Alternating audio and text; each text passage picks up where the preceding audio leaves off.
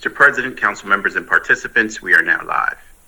Thank you, and good afternoon. We're going to reconvene from this morning's hearing. Next up, we will have testimony from the Department of Prisons and Prison Commissioner Blanche Carney. Commissioner, are you ready to testify? Yes, I am, Council President. Just state your name for the record. Please proceed with your testimony, Commissioner. Blanche Carney, Commissioner, Department of Prisons. Good afternoon, Council President Clark and members of City Council. I am Blanche Carney, Commissioner of Philadelphia Department of Prisons.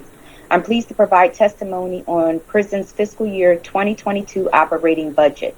The Fiscal Year 22 budget general fund request for the Department of Prisons is $231,297,334. This past year has been perpetually demanding.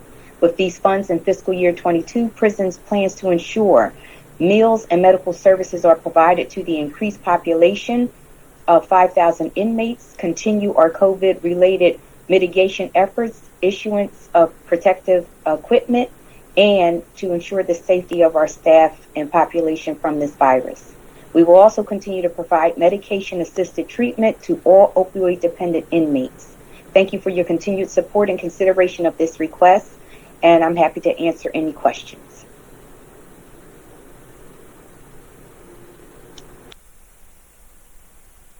Thank you, Commissioner. All the commissioners are catching me off guard with this short testimony. Thank you so much. We appreciate you. Commissioner, let me ask you a question. I know based on a lot of conversations and issues, prior to COVID, there's been a significant reduction in the prison population. I know a couple of our members, and particularly Councilman Jones, have been working with a number of departments, and that has gone down considerably. And then COVID-related population has declined to a degree. But with that said, I guess we're basically, can you kind of outline why we're looking at an increase in the FY2022 budget proposal? Just kind of lay out exactly why we're doing that for the public. Thank you, Council President. So pre-pandemic, we were realizing a steady decrease in the population, which was that was the trend to go. It was decreasing. We were preparing to experience further decreases in the population. We had got down to a low of 3,500 on one day. So we were okay with where that trend was going. Once the pandemic hit, we started going in the reverse, where we saw an increase in the population. Our budget was based on a population of 4,000. What we experienced was an average daily population between 4,750 and 4,800. So that is the reason for the increase in the Fiscal Year 22 request. And that's to ensure that with that increased population, which we had anticipated it would trend down, we're requesting additional funding for services, and that will be for the continuance of medical, physical health care, food, and some other ancillary services, as well as medication-assisted treatment and the continuation of our Hep C program for those inmates that require Hep C treatment. Okay, so can you explain to me, I guess, to some degree, you're not entirely, the issue with respect to the population is not entirely within your jurisdiction, because you're at the end of this whole road to correctional facilities. What happened during that time frame that increased the population levels to that degree? Because the courts were closed, right? Yes. So the courts were the courts were closed. The pandemic had shut down major operations, and what we experienced was we saw an increase in admissions and a decrease as it compared to releases. So there were people remaining in custody longer. With the court closures, that did not give us the opportunity to continue with the case processing so that the cases could be heard, the disposition rendered. It was a slow reopening. We worked tirelessly with the courts to make the folks available for, when they did resume opening the courts, making them available for in-person and virtual capability. We also stood up a municipal courtroom here on State Road with the anticipation that we would further be able to decrease the population through the court judicial process. What we did from the onset of the population, and we continue to do so now, we provide a weekly list of inmate demographics. That information is submitted to the public defender's office, the district attorneys, and for the purpose of having the public defenders review the demographics of folks who are vulnerable, that can be released, have low-level offenses and charges, or they're in a fragile, high-risk age category. No disrespect, but 55 plus. So I'm not disrespecting anyone on this call in that category, but we continue to share that information so they can prepare a petition. That petition then is submitted. If there are no opposition from the district attorney's office, then it can be presented to the judge, to the courts, who can determine whether or not the individual should be released. We believe we realized that low-hanging fruit early on in the first few months of the pandemic, where we were able to decrease the population by 22%. And that was for the rapid hearings, where that was a process as an emergency response to reduce the population as quickly, as safely as possible. We believe we transitioned through that population, but we still provide the weekly demographics. What we're experiencing now is, as the court has reopened, they have to schedule those cases. There is a backlog of those cases to be heard, and we're continuing to receive admissions and fewer people being released. Okay. Let me ask you a question, kind of along the theme of some of the earlier testimony about the hiring. In terms of our ability to recruit COs, I had heard that we were having some challenges getting people teed up to be a CO, both from recruiting and ultimately bringing them online. Is that accurate? Have we had some challenges with that, and then subsequently not being in a position to have the appropriate staffing levels at the prisons? That is correct. We were preparing. We were in a good position pre-pandemic as far as hiring, because the population was going down. We had closed the House of Corrections, had reassigned those folks, but then the pandemic hit. And around the country, and especially we're realizing the same challenges with retention and attrition for our uniformed staff. So we are in a position where we're going to be required to hire new correctional officers. We know that's something that we have to do. Pre-pandemic, we were in the community doing pop-ups at various parts of the city to recruit for correctional officers. And in the last few years, for the last 3 years, we have been below our complement of a cadet class. So our initial cadet classes were averaging about 50 cadets. Once they're going through the whole entire process, we're averaging about 25 to 35 cadets coming through, which is far less. And it's just been a challenge nationally, but when the pandemic hit, it made it a little bit more challenging, because we are a congregate care setting. We know folks were concerned about the field, but we're going to continue our efforts. There's no other way, but we have to be very intentional about onboarding new staff. Okay. What about, speaking of the congregate setting? It could be challenging, particularly with COVID. Where are we at with our vaccination rates, both for employees and for inmates, understanding that we can't force people to get vaccinated in the city of Philadelphia? From the onset, we've had a targeted campaign, educational campaign, to provide as much information to both the inmate population and the staff workforce. And in January, we were very intentional that we began offering the vaccine on site to staff and inmates at the same time, realizing we're a congregate care setting and we couldn't have staff and not offer that to the inmate population. So we started our vaccine program at the same time for both. 99% of the population have been offered the vaccine, and only 20% have been vaccinated. And again, it's not mandated. That's for inmate population? That's for inmate population. Okay. And for the staff population, we have 38% of the city staff who have been fully vaccinated, and 52% of city staff who've been received at least one dose of the vaccine. We offer the 2-dose Moderna, and we also offer the 1-dose Johnson & Johnson vaccine. Okay. Commissioner, what's going on with the House of Corrections property? We are maintaining the House of Corrections property at this time. It sits in the center of our campus, so we are maintaining that. We use the front portion of the House of Corrections, which is known as the administrative building, and we have a unit in there. It's our medical transportation unit that occupies the administration building. But the remainder of the building, we closed that in 2018, a year ahead of schedule, when we were really experiencing the positive results of the MacArthur work with the other criminal justice partners. So we're maintaining that site now.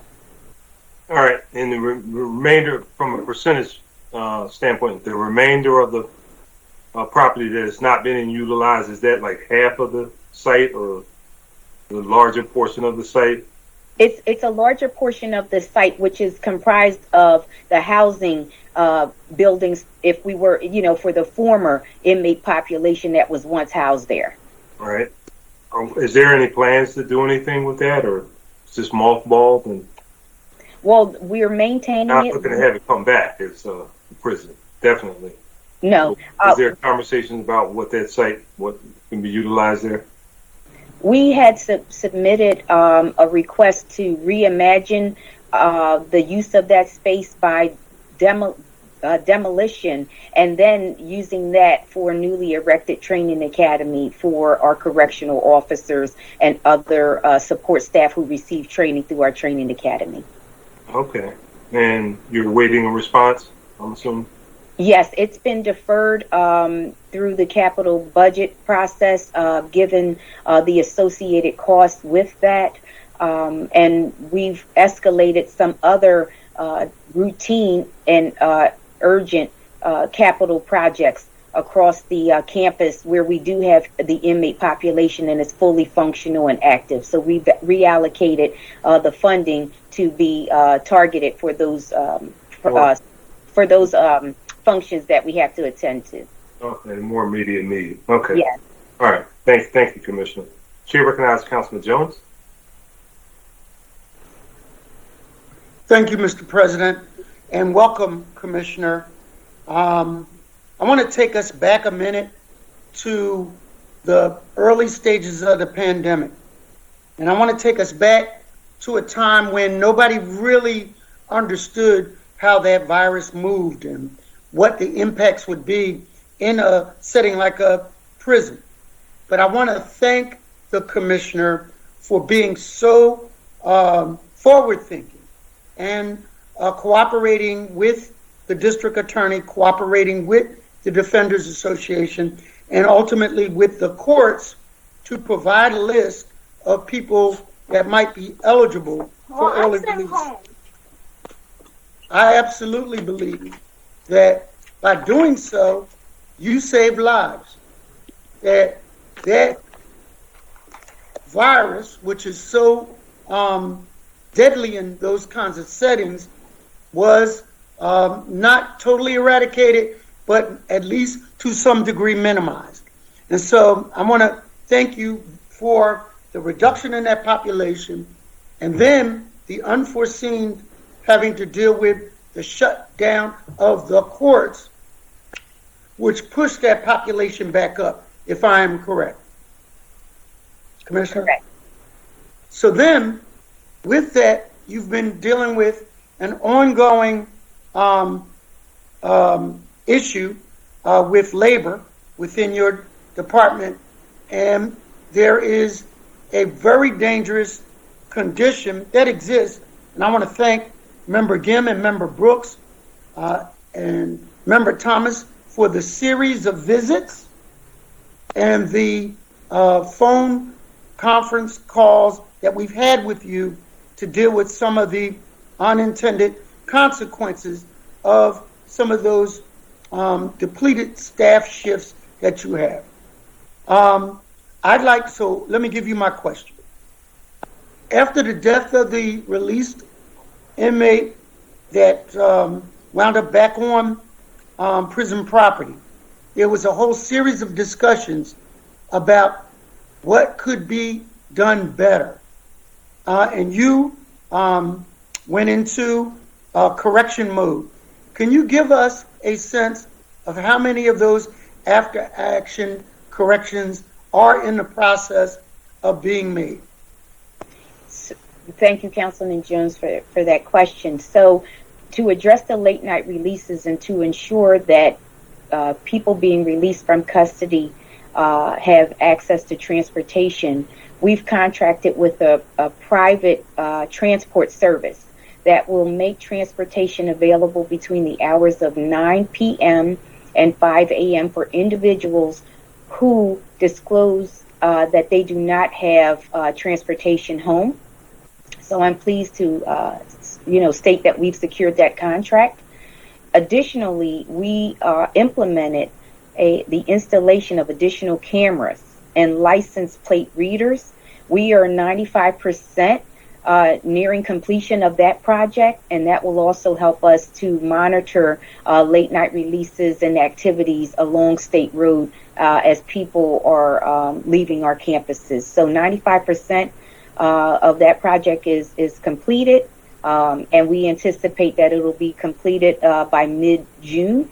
And the late night transportation contract was essential for us to ensure the safety of those folks leaving out. So, if I got it correct, before this, we had young men and women being released all hours of night, catching the bus. And after a certain hour now, we will provide transportation to various well-lit transportation stops. Is that correct? That is correct. And this was the population for for those folks being released late night were for the bail paid. We had done significant work with the courts for those court releases to be done as soon as possible upon receipt and as earlier in the evening as possible. So we had real good success around that, but the late night releases were the driver for those corrective measures. So in addition, now we have enhanced camera surveillance at the exit point for people who are released and license plate readers, because if we are a maximum security facility, we kind of need to know who is on our property, correct? Correct. And then finally, you've instructed the inmates not to publicize their release on Instagram and Facebook, because everybody won't be always happy about their releases to win and decrease some of their vulnerability. Is that correct? Yes, it is.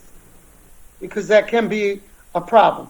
So help me to understand. We visited some of those pods on your and the brave men and women of your staff have to deal with 60 to 100 people on a pod, and often are the only ones on that particular floor location with someone watching over them. That's not an optimal staff to inmate ratio, is it? No, it isn't, and I just want to acknowledge the hardworking men and women who do report for duty. They are doing a stellar job. The optimal level is to have 2 correctional officers on those housing units.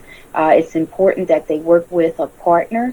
It helps in the operations of the facility, and it also supports colleagues to perform their job, knowing that they have a partner. So is it true that during the Mother's Day weekend you took a shift? That is true.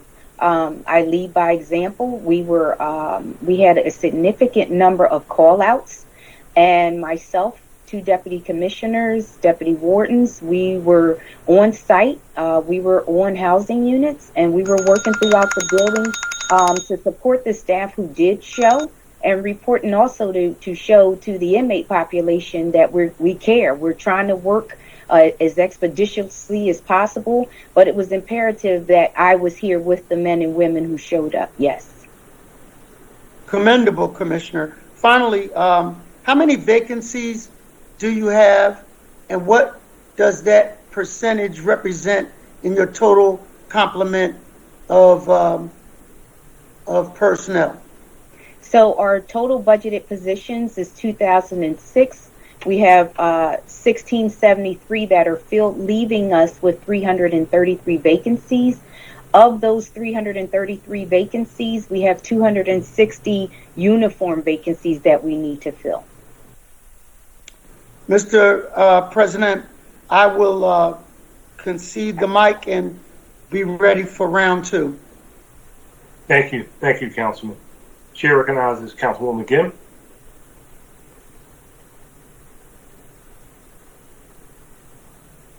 Councilwoman McGinn.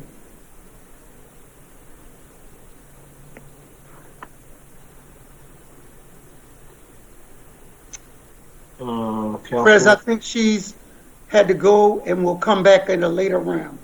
All right. Thank you. Chair recognizes Councilwoman Gauthier.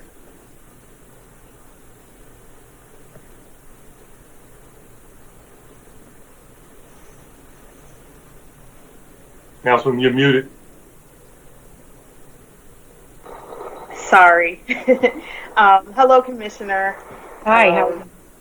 Thanks for joining us. I don't think you talked about this in your conversation with Councilmember Jones, so if you did, I missed it.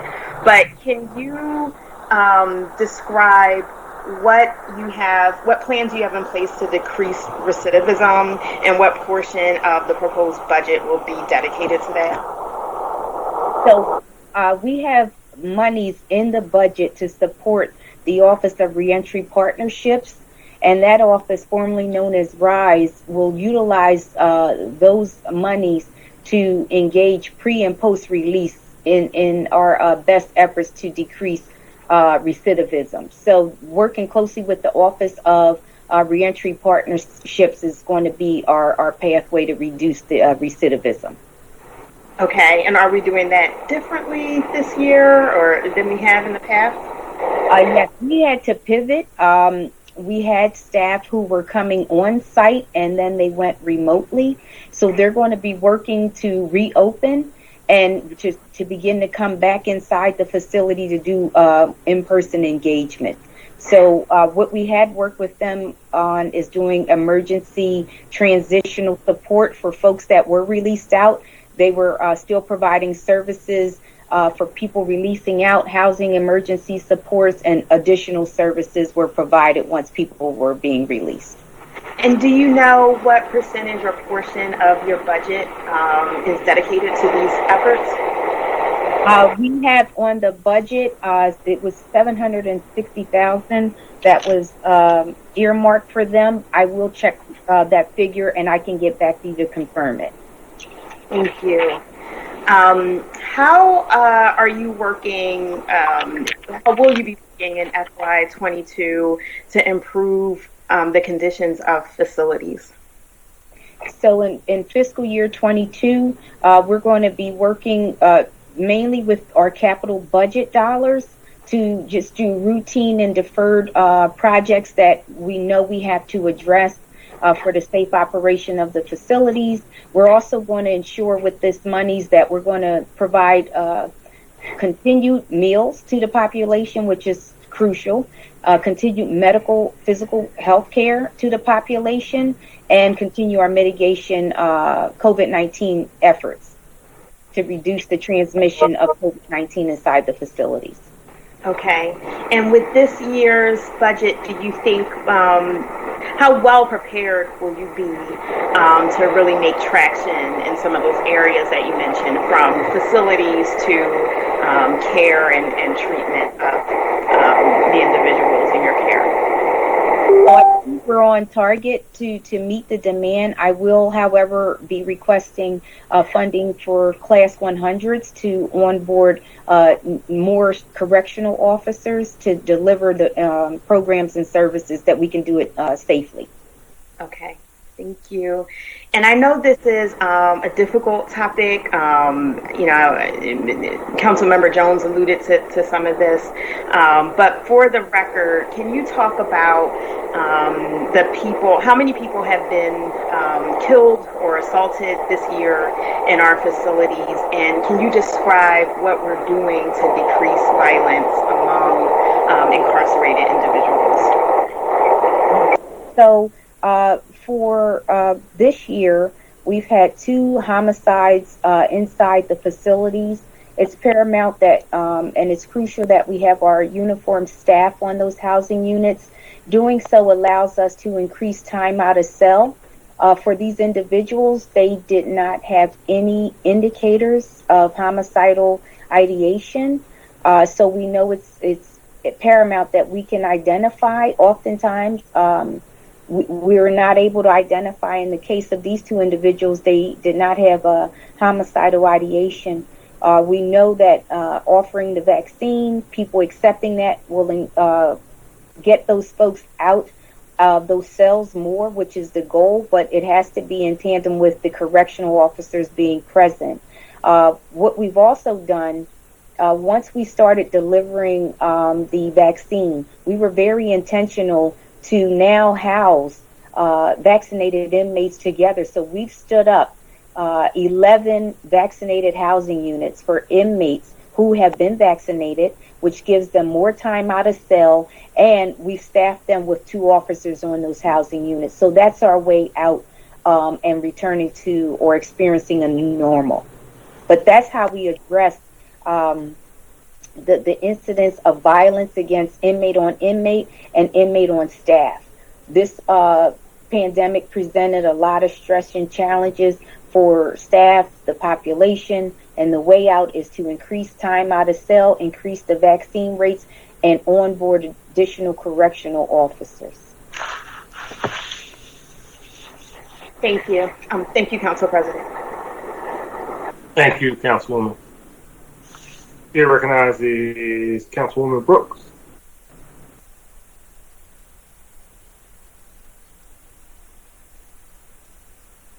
Councilwoman Brooks.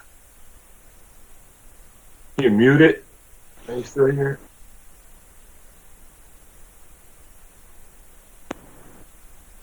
Going once, going twice. Councilwoman Brooks. Okay, we'll come back. Chair recognizes Councilman Johnson. Thank you, Council President, and want to thank the Commissioner for her hard work and her dedication with her position. And so just wanted to get an overview of, as it relates to COVID-19, inmate to staff ratio, visiting procedures for inmates, and also overall housing conditions. Just want to get a status update of where you're at.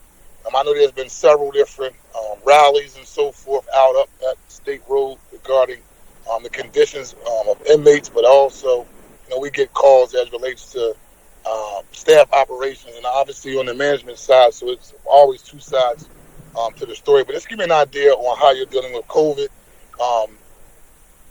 and corrections officers to inmate ratio, and also just safeness of inmates just in general. Because obviously, the young man, Councilman Jones, had already talked about this, so I don't want to rehash it. But obviously, the safeness of inmates being let go. And I have a question: can we just get rid of that policy all at once and let inmates out of prison during certain times in the daytime? Is that possible, or is there a law that's saying that we can't do it? So I'll start with your last question. So the late night releases are bail required by law. civil rights. You have any person incarcerated must have the access to be bailed out 24 hours a day.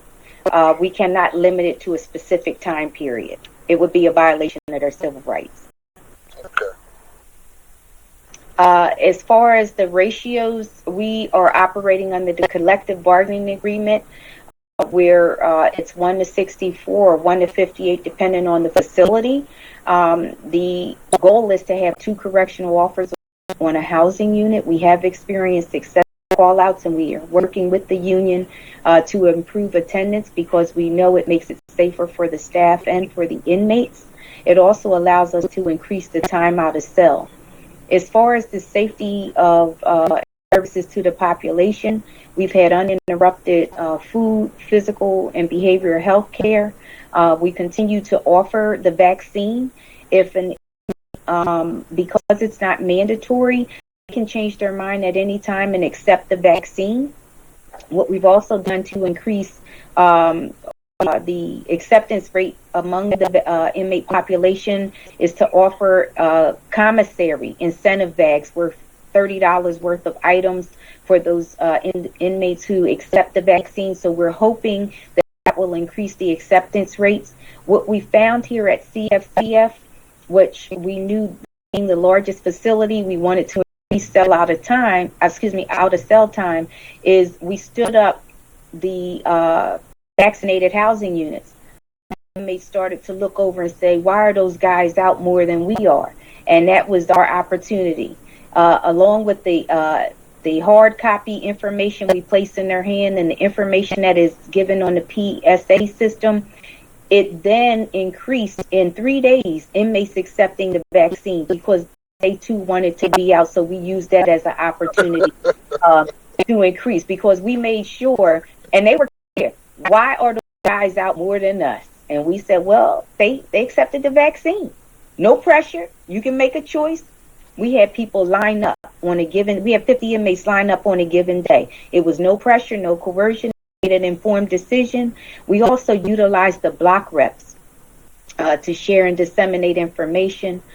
We also have had various information placed, but we were also working with Dr. Waller of Enoch Tabernacle Baptist Church. He came in, he did a PSA for staff and inmates. So we're using every opportunity we can to educate people, make an informed decision, accept the vaccine. And tell me about your CERT team. I was aware of, and I saw this on social media regarding, inmates trying to take over Riverside.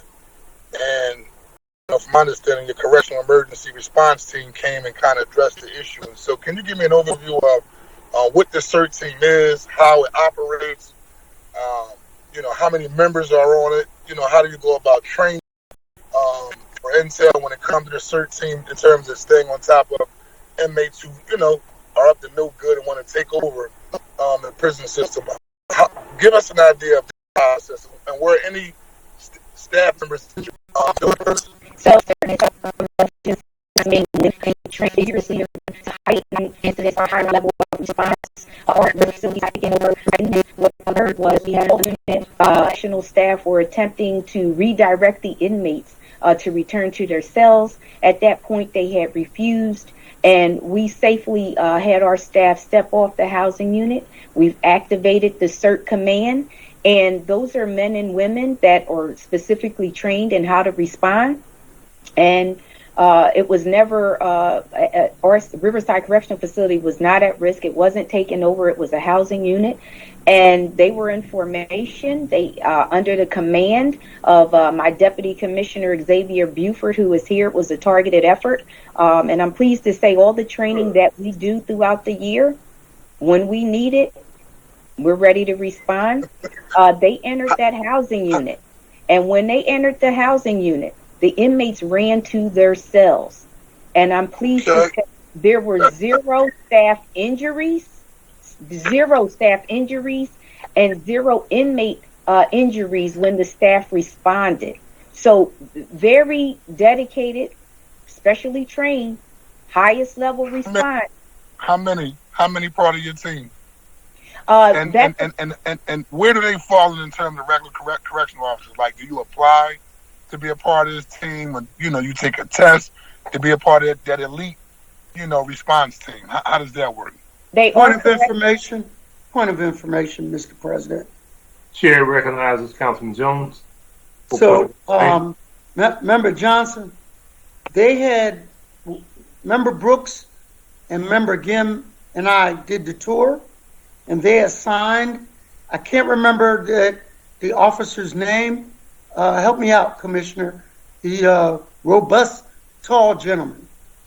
That may have been Captain Pope, I believe.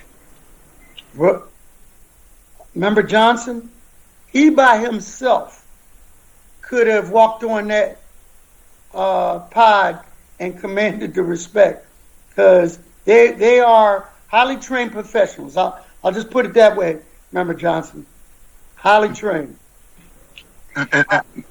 Thank you, Chairman Jones. How do you become a part of this elite team, Commissioner? So you submit a request. They are fully made up of our correctional complement. So from correctional officers, sergeants, lieutenants, up to captain, they have specialized training. They are assigned inside the facilities when we need to activate the CERT detail. They are then relieved from their posts, and they are able to respond. We also have a complement of the CERT staff assigned to that unit who have a specialized, dedicated office off-site who are always ready to respond. So we can respond with the complement that we have dedicated off-site, as well as those that work day-to-day on a post inside the facilities. And if you would allow me, Deputy Commissioner Buford, if you could share a little bit more about the specific training and our federal partnerships in that training. Hello. Yes, Commissioner. Good afternoon, council persons. The training for the Correctional Emergency Response Team, I'm no longer a part of the team, but we trained with the state. We also trained with Philadelphia SWAT and various techniques, not only restoring order to anywhere that has went out of order, but hostage rescue tactics. And currently there are 78 members, and that is men and women, that are assigned to the team. They do have a rigorous training that they have to go through and pass before being accepted to the team. And I just want to say that it is a volunteer effort that they do. They're not getting any extra money for it.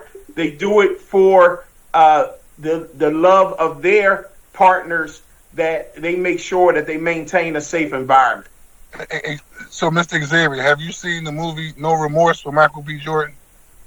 No, I haven't, sir. Okay, all right. So, some of my colleagues may have saw it, but according to this, what you're telling me, that whole movie is made of falsehoods. It's not going down that way, and when you see it, you'll see what I mean. But listen, thank you for your hard work. Thank you for your dedication, Commissioner. And I also just want to reiterate, irregardless of, I see the protesting that's going on, and I see the various, I guess there's always going to be back and forth between management, employees. That's just what we do.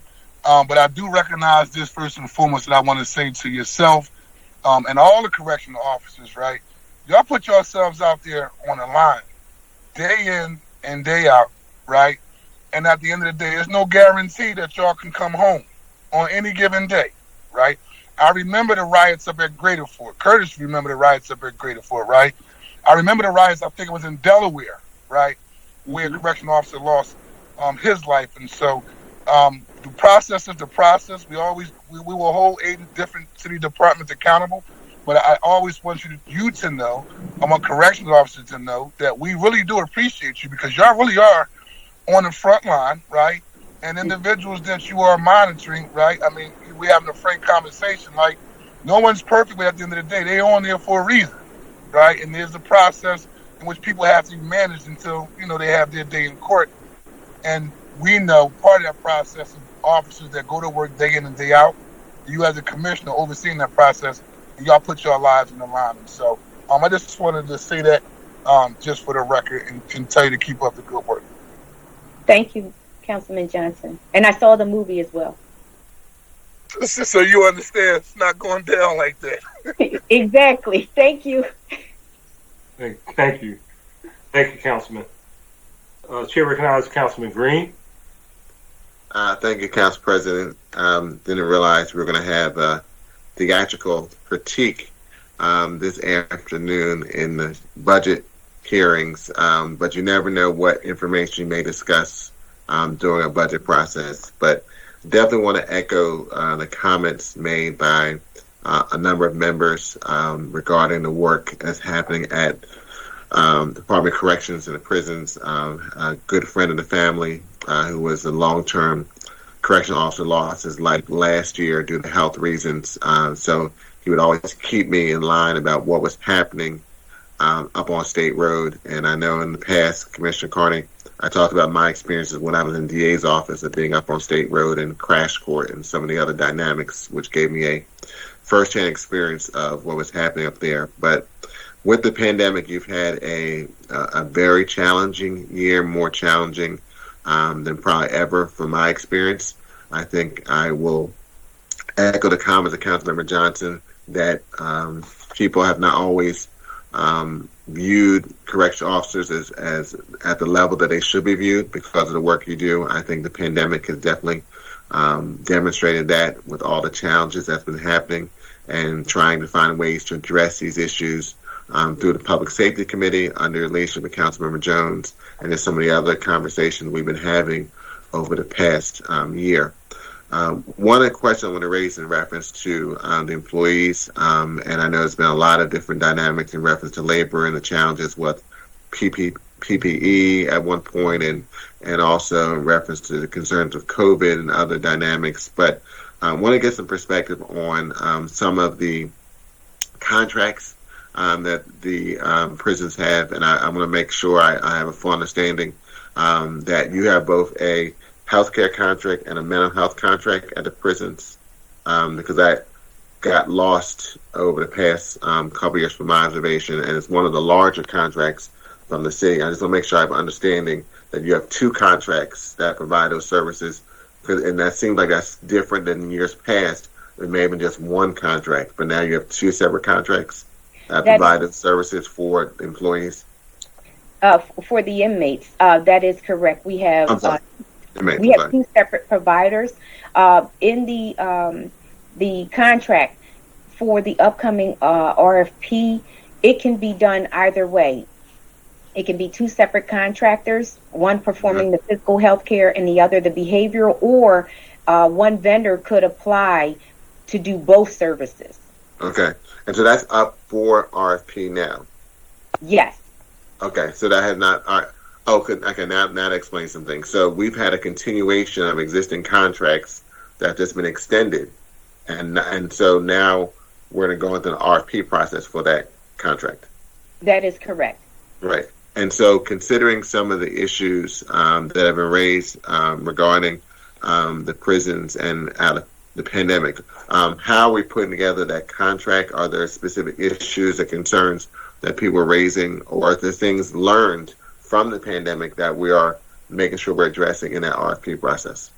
Well, we're making sure we're addressing the COVID and pandemic response, that the level of care would continue, that there will be increased services. It should, we experience another pandemic, but lessons learned, the services that we added for the additional monies once the pandemic hit, we're putting a lens on that, so we'll have those services embedded. It clearly indicates the delivery of services that have to include telehealth, which we lessons learned, and what other strategies, making sure that your workforce can continue, which is in the existing contract, but more robust during the pandemic because we're a 24-hour operation, so we're making sure that's in there. Also taking advantage of any CARES dollars or federal dollars that will be available for the delivery of services, lessons learned. And considering now, but for the American Rescue Plan, now the city would be in a very significant financial challenge across all departments. But in that regard, and we want to be as diligent with the resource that we have, would it make sense to have one contract as opposed to two, or that's something you're waiting to hear back from the various providers based on the proposals? It'll be based on the respondents. We have levels of service and the scope of services there.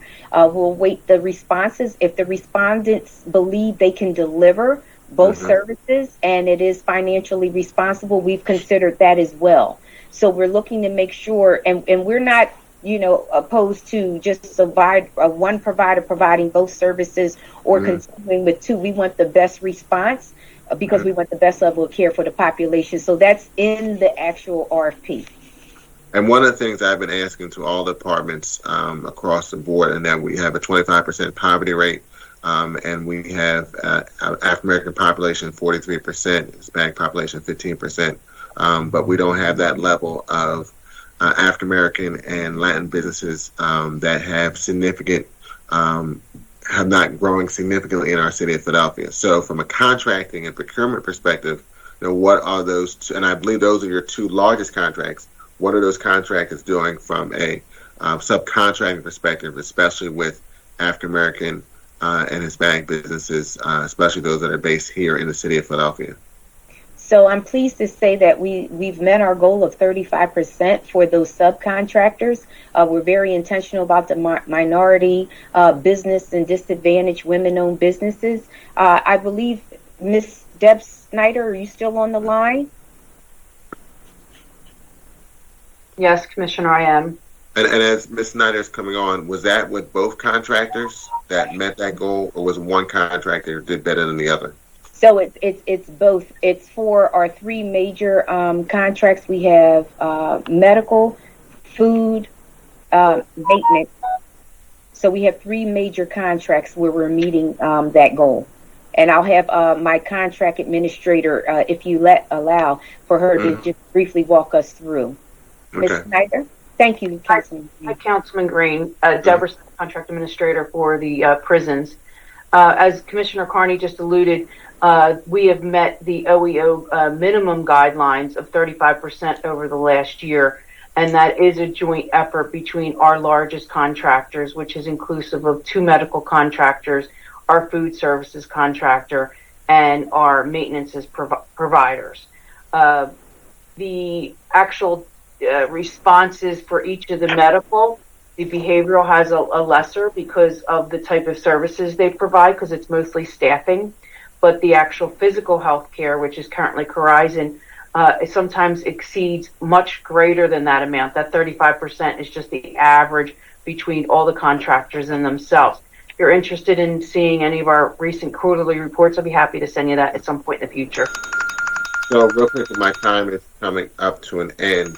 So you said the company's called Horizon, and they were above the 35% goal? In many cases, there's different lines depending upon the vendor that they're using for their subcontractor. So there's different variables and percentages that each contractor would be able to provide. So it would be averaged out. And the 35% that we're talking about is the Philadelphia prisons average for all of our contractors of our OEO responses. Right. So you said that particular contractor was above the threshold or your goals. What about the other contractors? Each one has different amounts based on the service. There could be a small service that was just a small amount of money that might have been just a small percentage, and there might be other services that are granted more money that could provide a higher, greater point. So there's really not one answer. It's the answer for OEO is 35% for the prisons itself. But if you were interested in knowing each of the particular vendors' quarterly or annual information, I have reports on that. Okay. And I know my time is up, but that could be information. That's information that could be shared with members of council who are also concerned about, the issues of procurement and making sure that we are using our procurement dollars, which come from our city tax dollars, both those who are employees of the city of Philadelphia and those that live in the city of Philadelphia, are going to businesses that are promoting entrepreneurship and growth, especially in those communities. Thank you, Council President. Thank you, Councilman. Council President, if I could just add one more thing. Sure. We are very pleased that we have a local pharmacy on providing pharmacy services, a local Black minority-owned woman business for providing our pharmaceutical care as part of that medical contract. Okay, thank you. That's good news. Thank you. Has Councilwoman Gim, are you back? Mr. President, may I make a point of information? Councilwoman Bass? Yes, I just heard Commissioner Carney in reference to the African American woman who was providing services, and I'm glad to hear that. I do believe that that is the business that we advocated for during budget hearings that we had spoken with OEO directly about in the contracting process. So I'm glad to see that there was progress made there, and I just wanted to thank the Commissioner for her advocacy in that matter. It's very important that we support local minority businesses. Thank you, Mr. President. Thank you, Councilwoman. It's good to see people actually do listen to what we say. Thank you. Thank you. Councilwoman Gim, are you back? What about Councilwoman Brooks? I'm back, Council You President. back, Council? Okay. Chair recognizes Councilwoman Brooks. Thank you so much. I apologize for my tech issues. Okay. I am revisiting a question from last year. At the City Council hearing on 12/21/20, several council members asked to explain why we are charging families the $15 an hour for virtual visitation with their loved ones when the in-person visits prior to COVID-19 shutdown were free. And I've heard from some families that they continue to be charged for these virtual visits. I was wondering, why is this continuing, and how can we work to provide our community members with free access moving forward? Thank you, Councilwoman Brooks. So I'm pleased to report that we increased the analog, the old phone calls, by 15 free minutes per day. So that's continuing. We've also provided 60 minutes, that's 2 30-minute free virtual visits. Anything above that, the family still would be required to purchase that additional time. But I'm pleased to say that, we've provided additional free time. Coupled with that, we eliminated fines and fees that we once collected. We will no longer collect those fines and fees for revenue. But any time above the free time that we're offering, the families will still pay. To your second point about the in-person visits, we know the importance of eyeball-to-eyeball contact in person. We are assessing how we revisit and return back to in-person visits. Right now, we're at a 20% vaccination rate for the inmate population. I really want that vaccination rate to be higher because we are a large congregate care setting, and I want to make sure that we reopen safely and we align with the city's reopening.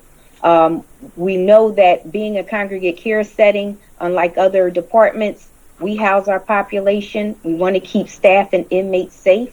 So we're going to continue to monitor that as we transition back to in-person visits. Thank you so much, Commissioner Carney. And my next question is about out-of-cell time. And I kind of want to, I should have said this in the beginning, but I want to thank the folks at the Philadelphia Prison Department that were a part of our pop-up tour. I want to thank them. They were amazing, able to explain all the questions that we had. And I was able to see that staffing is definitely an issue and of some concern. But on the same time, I'm trying to look at things on both sides of the fence. So I know that there is a court order in place that requires every person incarcerated in the Philadelphia prisons to be allowed to be out of their cells for at least 3 hours each day. However, we've heard from constituents that their family members on the inside were only being allowed to leave their cells for 45 minutes each week. And sometimes that did not even happen. And that they had to choose between using phones, taking a shower, or going outside in that little bit of time. However, we've heard from the Philadelphia Prison Department, we've heard that you guys have consistent and severe staffing shortages, which I mentioned and saw firsthand. According to the people incarcerated, They're being locked in their cells for days on end because there are no guards. And we've also heard reports of staff instructing incarcerated people to fabricate documentation falsely stating they were given out of cell time when they weren't. Can you respond to these concerns, and what actions are you taking to ensure that people in your custody are given their court-ordered amount of time out of their cells these days, even when it's challenging? Like I said, we saw firsthand what it looks like, and folks were out of their cells when we were there as well. So, and this was just one. So I'm just going from what I saw and reports together. Can you help me understand some of this, please? Yes. So, and I'll go as bullet by bullet if I can. Okay. So the court order requires 3 hours of out of cell time. When we have staff, and first of all, no unit is without a staff person, right? And we're making sure when we're severely staffed, we have staff going on those units doing the routine tours. But in order to bring folks out, we need our uniformed staff. They are on the units. If we do not have 2 staff on the housing unit, which is optimal, then we're bringing people out in cohorts. They do not have to choose. They're given the 3 hours out of cell time that they can use to make a phone call, virtual visit, take a shower, and recreation. At the end of that time, they go back in, and the next cohort comes out. We have to ensure the safety of our staff and the inmate population. So if we are severely impacted by excessive call-outs, then we're going to make sure that we're giving as many people out of cell time. It may be impacted, but we're doing our due diligence to ensure everyone is coming out. They are not staying in days on end. We've gotten, with this lawsuit, we're responding to declarations that the courts provide. We respond. What doesn't happen is when we refute and investigate, that information is not reported to show that it is unfounded. When we get broad-based allegations of staff or inmates are being forced to do this, we always ask, give us a name and PP number so we can do our due diligence to investigate the case and respond, whether or not it's true or not. When we get the broad base, we're asking people for specifics. Very rarely do we get that information. For the folks that have called in or reached out to the prisons and we've responded, they've given us chapter and verse. We look at the allegations and we respond to the family members or the person generating the request. It is imperative that we fill our vacancies. The staff who are on duty are doing their best to get folks out of cell time and to comply with the court order. We also have in place a robust documentation process to document the programs, the service activity, the service delivery, the time out of cell that is being afforded to the population during this time. So when we're getting blanket reports about what's not happening, we always ask for specifics to give us the opportunity to respond. But we've created, independent of anyone, documentation that we can supply to the courts, to document whether or not we are complying and when we're not, the reasons why. Thank you so much. And just for clarification, when you're saying 2 people on a unit, I might be messing up the terminology. So the folks that are actually not in the watch booth, but actually on the floor, inside there, it has to be 2 folks inside that particular unit in order for them to come out of the cells? Well, no, you can have one individual, one correctional officer on a housing unit that will bring people out in cohorts. That's a smaller number, so they can have that 3 hours out of cell time. The optimal number is 2, where we could bring more people out of cell time. What we did to increase out of cell time, and I testified a few moments ago at CFCF, we started housing our vaccinated inmates together, which means they have more out of cell time, and there are 2 correctional officers on those housing units because they are vaccinated. They still have to wear their mask, but they have more time out of cell and 2 staff on those housing units. And that's our plan to go across the campus and increase vaccinated units in each facility.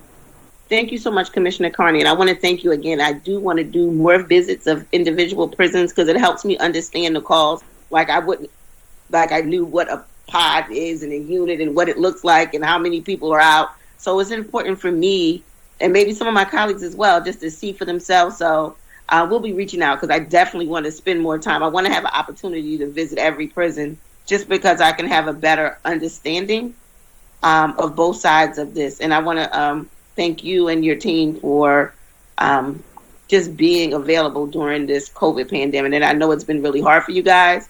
And I just want to let you know, even though a lot of my questions are always inmate focused, I look at it definitely from the lens of safety and protection for everyone, because I have a lot of friends and family members that are also a part of your department. So thank you so much for that.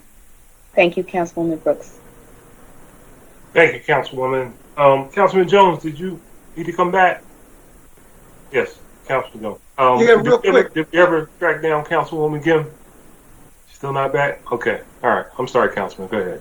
That's quite all right, Mr. President. I just want to know, point blank, did you ask for what you needed, and are you in line to get it from the administration? Because we support your mission. Yes. No, I put it out there. They know what I need. I made the request. Okay. Because I want to thank your prison advisory group for letting us hear some of the issues related to that. And I want to thank you for your candor in our conversations, and more importantly, your passion about your mission. You care about your staff, but you care about your charge of taking care of people in custody as well. And that came across in our conversations. And we thank you for being a good public servant. And that's all I'll say, Mr. President. Thank you. Thank you so much, Councilman. Thank you. Looks like that concludes our questions for the commissioner. So with that, I'm sorry, Commissioner. Mr. President, I was in queue. I don't know if you saw. I didn't get your. Let me see here. Yeah, they didn't. All right. I'm sorry. Sorry about that. That's Councilwoman Bass. I'm sorry. Okay, thank you, Mr. President. Commissioner, just a couple of questions for you. One of the things that I've been hearing as we've been focused on health in a number of different ways, including menstrual products, and that's access to menstrual products within the prison system. And we've heard accounts of there, not being enough, and individuals having to use low grade or low quality products. Can you talk about that a little bit and what we're doing on that issue? And Yes. So the feminine hygiene products are free of charge. We do give those to the women. We experienced a back order for one feminine hygiene item, but we had sanitary, just more than we needed in our storage warehouse for sanitary napkins. And we continue to make those available to the female population. For the one back-ordered item, we were able to get those in, and they've been made available to the population at no fault of our own, along with other challenges and products during the COVID pandemic. It was one of those items, but we make them readily available. We did get some feedback that they weren't available, and unfortunately we've had to create a signage sheet, a signature sheet, just to show that we are providing this information. And that was our way to address and refute some of the allegations that they weren't readily available.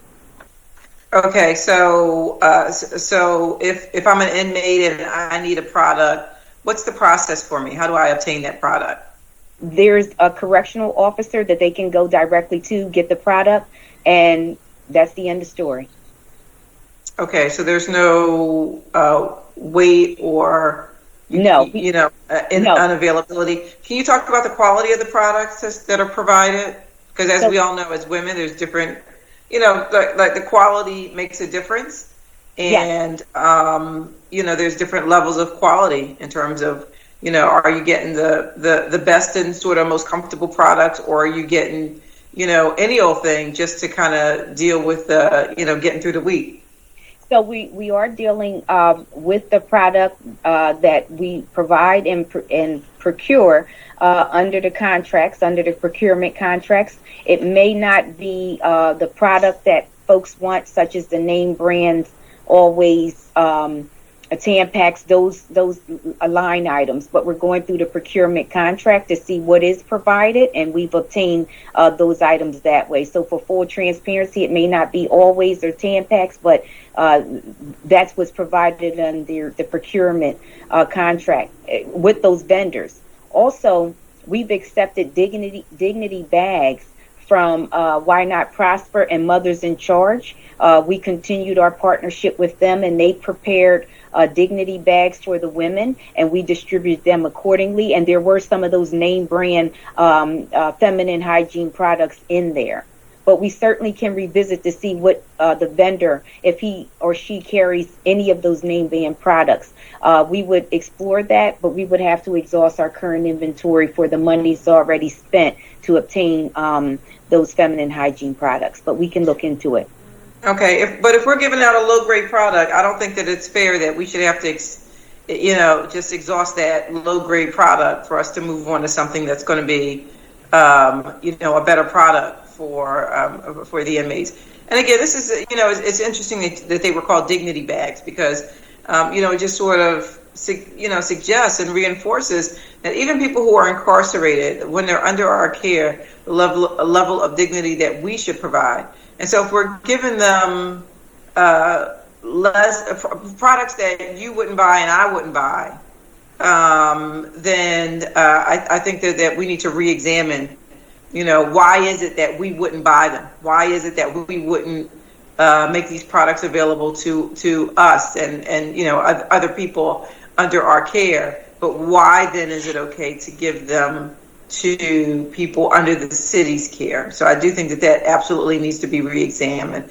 And I don't think that we should have to exhaust our current supply of crappy products, excuse my French, before we can give them something that, like I said, that you would use or that I would use. If I can respond, I have no objection in discarding that, and I'll submit the budget request to purchase name brand products. I have no objection to that. I was just trying to be fiscally responsible, but I'll submit that for consideration. Sure. I appreciate fiscal responsibility. I just think that when we're, when someone's under our care, we want to treat them the same way as we would treat, or look at it the same way as if it was, if it was you or your child or your sister or someone you cared about. We just want to make sure we do the same things for them as we do for people who are under our care. So I appreciate your willingness to be flexible on it. I really do. Thank you very much. Question also, going back to personal hygiene products. There have been accounts of inadequate opportunities to practice personal hygiene from lack of toothpaste to limited access to showering. Can you discuss that? These are reports that we've received, and I don't know if you've already touched on this, but if you could just talk about that a little bit.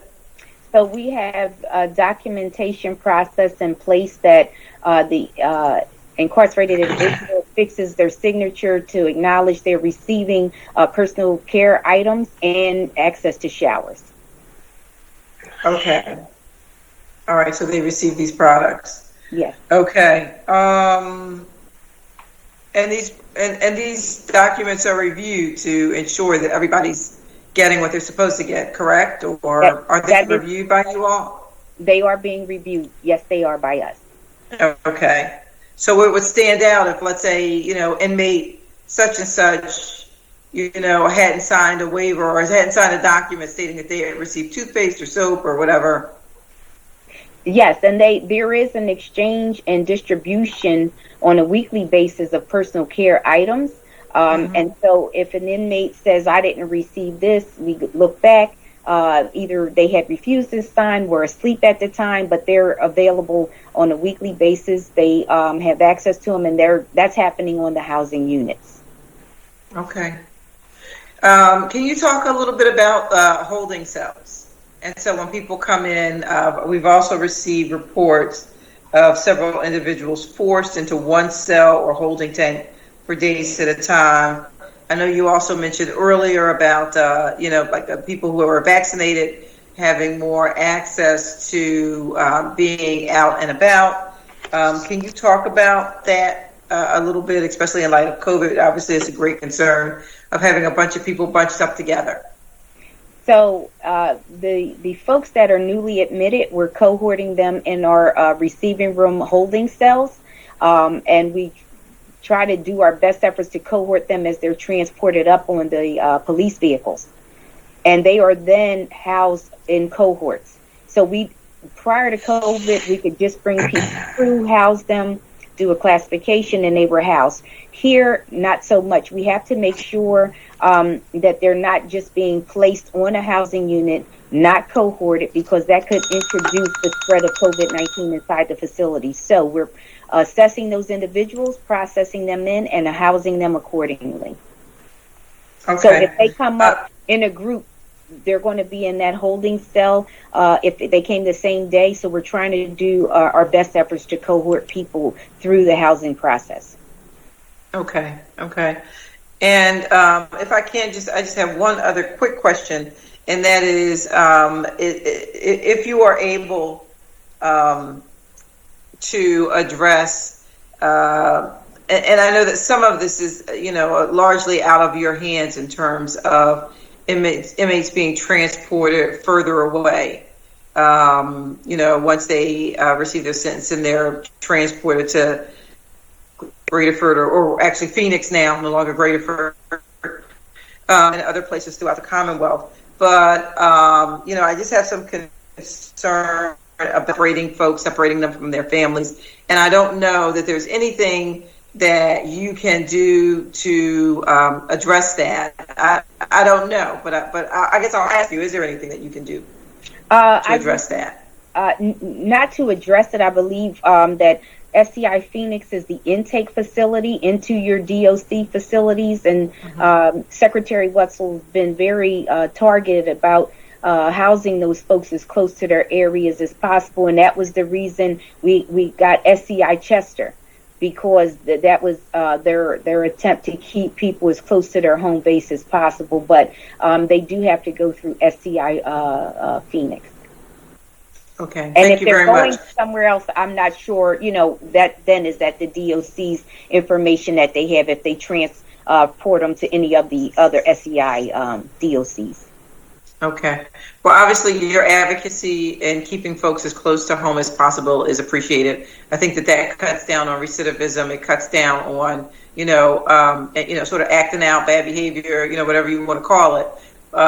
It can make a difference. So your advocacy on that issue is greatly appreciated. Thank you. Thank you, Mr. President. Thank you, Councilwoman. I think we still Councilman Dom. Yes, thanks, Council Yes, President. Chair recognizes Councilman Dom. Thank you. And, good afternoon, Commissioner. Just two quick questions.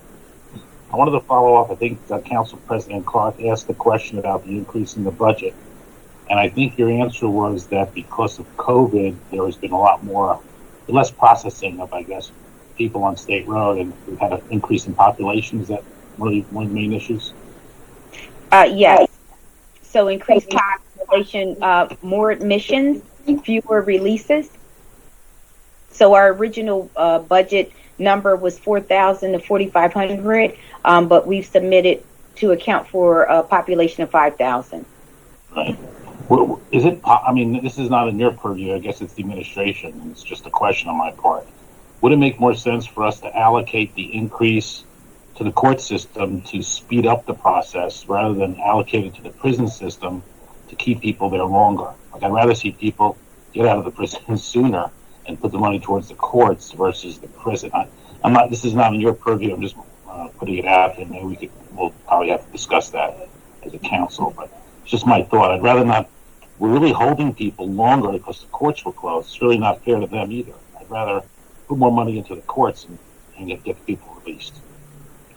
So that doesn't require an answer. I just want to put that out there if that's the case. I do have a question, though, on your budget. it looked to me like about $98 million is Class 200 spending. And I know that, we made good headway in getting a lot of the general terms of the contract with Verizon better than it was before. But the Verizon contract seems to be really large.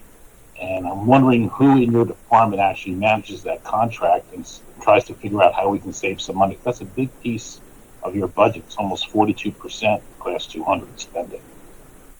So I have my contract administrator here and Ms. Marcia Dixon. What we did in the last time we met with you, we did decrease the Verizon contract staffing costs. We were very targeted. We heard you. We decreased it. Some of that increased costs were for the screening and our COVID-19 efforts that we couldn't cover under the CARES money. So we have screeners, we have testing that occurs, and that explains some of that increased cost. But I heard you. I did decrease that Verizon budget, and we decreased it by decreasing the staffing levels.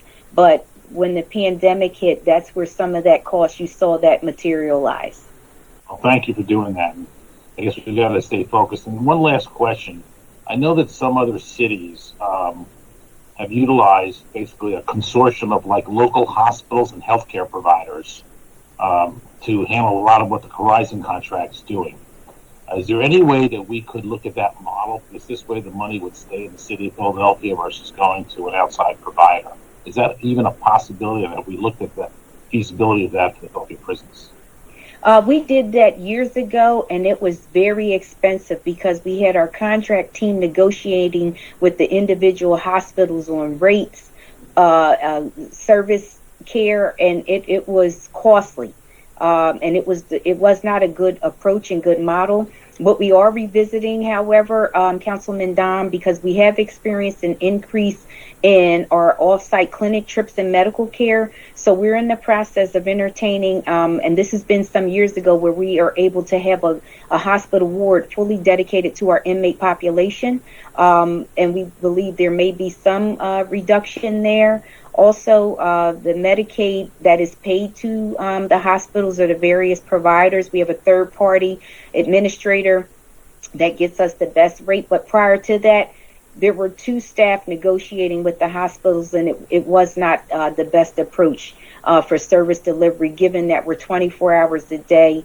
We try to provide as much care on site as possible, but I'll look back into that to see if anything has changed.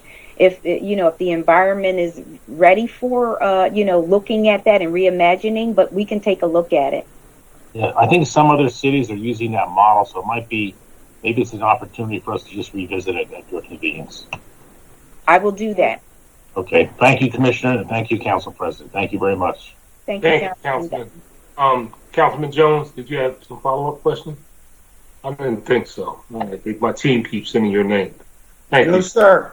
Thank you.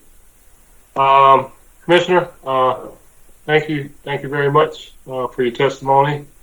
We appreciate the work you do, and all the members of the commission, and particularly those frontliners up at CEOs and other administrative employees who do the really, really difficult challenges, particularly through these days and times. And we appreciate all of you so much.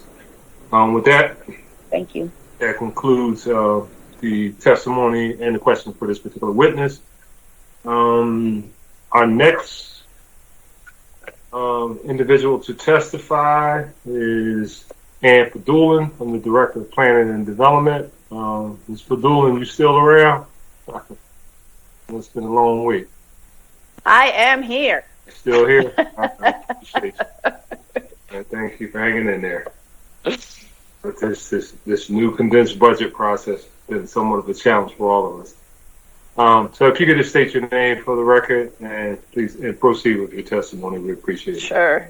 Good afternoon, President Kark and members of City Council, the Committee of the Whole. My name is Ann Fadulin. I'm Director of the Department of Planning and Development. I'm pleased to provide testimony on the Department of Planning and Development's Fiscal Year 2022 operating budget. The Fiscal Year 22 budget general fund request for the Department of Planning and Development is $8,537,828. This past year has been challenging, and I am proud of how my team rose to meet the challenges. With these funds in fiscal year 22, the Department of Planning and Development plans to promote equity and inclusion for both our staff and the communities we serve.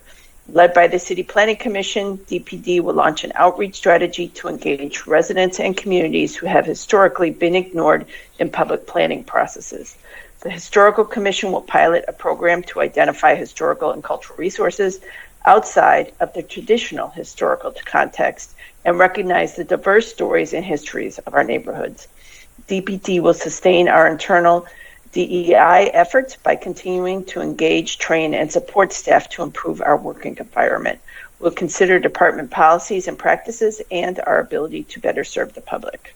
We will also work to support our most vulnerable residents. DPD will continue to support residents impacted by the COVID pandemic, launching new and expand existing programs that support renters and landlords, increase home ownership, reduce foreclosure, improve the housing stock, and produce new housing units. Through our partner agency, the Philadelphia Housing Development Corporation, we will leverage vacant land to support affordable housing, community open spaces, and business expansion. These initiatives support Mayor Kenny's efforts to focus resources on stabilizing households, reducing homelessness and poverty. And lastly, we will increase access and efficiency. DPD will enable more residents to apply to its programs remotely through smartphone apps, collaborate with partner agencies to deliver services, support business attraction efforts, and streamline economic development project reviews and approval processes. Thank you for your continued support and consideration of our department and our budget requests, and I'm happy to answer any questions. Thank you, Mayor. Thank you very much, Ms. Fadula, and thank you and your team for all the work you've done over the years. I appreciate you. I want to start out with something that's somewhat near and dear to our heart.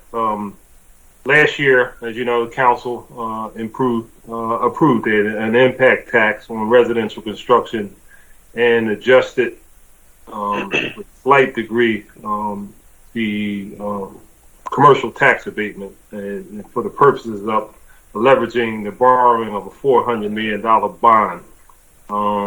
It's called the Neighborhood Preservation Initiative, as you know.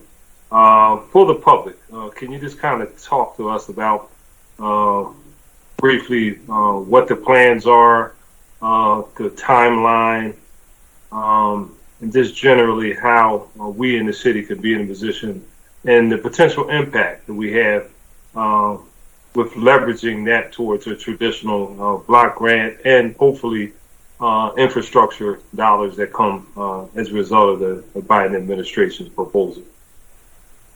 Yeah, so we're really excited about the Neighborhood Preservation Initiative that we're working on in cooperation with City Council, and is resulting, will eventually, I should say, result from the Development Impact Tax. As some of you may recall, that tax goes into effect in January of 2022.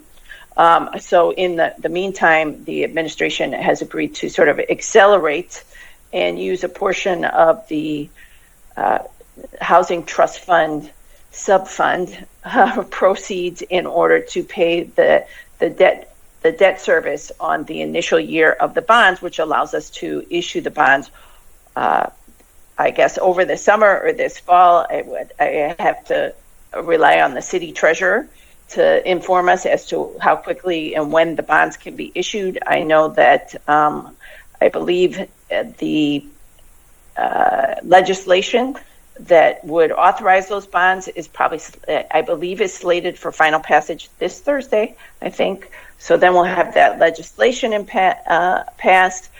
We've been working on the program descriptions. I think we'll probably have to work in cooperation with City Council to finalize the budget, exactly how those dollars will be spent. But some of the things we're looking at is reconstituting some of the programs that have been successful. For example, Philly First Home, very successful, but we've run out of dollars. Hopefully the bond dollars will help to revitalize that program or provide funding for that. Also, through again initiation by the council and raising the transfer tax, we had that bond that provided an additional $60 million for our home repair programs. We've expended that, so hopefully some of these new bond proceeds can go to, again, support those home ownership grant improvement programs. But then also, we are looking forward to having more dollars to simply preserve our existing housing through recapitalization of some of our tax credit projects that are aging out of compliance, and then also having more production money, right? Because although there's a lot of development activity going on in the city, we know that we are losing affordable units at a rapid pace, and that we need to do a better job of being able to produce new affordable housing units. So we're really excited about that piece. But as we said, it's a neighborhood preservation initiative. It's not a housing preservation initiative. So I think we're also excited about the dollars that may be included in that bond to help support our commercial corridors, and also some of the neighborhood infrastructure that we need to take care of, things like alleyways, common retaining walls, those types of things. Thank you. Yeah, we want to emphasize the fact that this is not the traditional quote unquote money, leveraging a tax credit deal, building some units and moving on. It is all those things and more. We want to support levels as it relates to social services, but most importantly, we want to make sure that this is a Philadelphia-centric development. Too frequently, we've seen situations where we get the development dollars and we fund it, and people from the city of Philadelphia not working on a job. There's limitations, particularly as it relates to the market rate housing that's currently being built. Is it for the people that currently live here? Our ability to sustain the existing houses that you say is so important, because we genuinely believe the most affordable house is the one you live in now. Alleyways, driveways, cutting down those monstrous trees in the middle of the alley. I'm telling you, people have no idea how much people complain to us about those issues. And, but for the possibility of being able to do something like this, that would never happen. So I want to thank you all so much, and thank the Kitty administration for working with us to move forward on this initiative.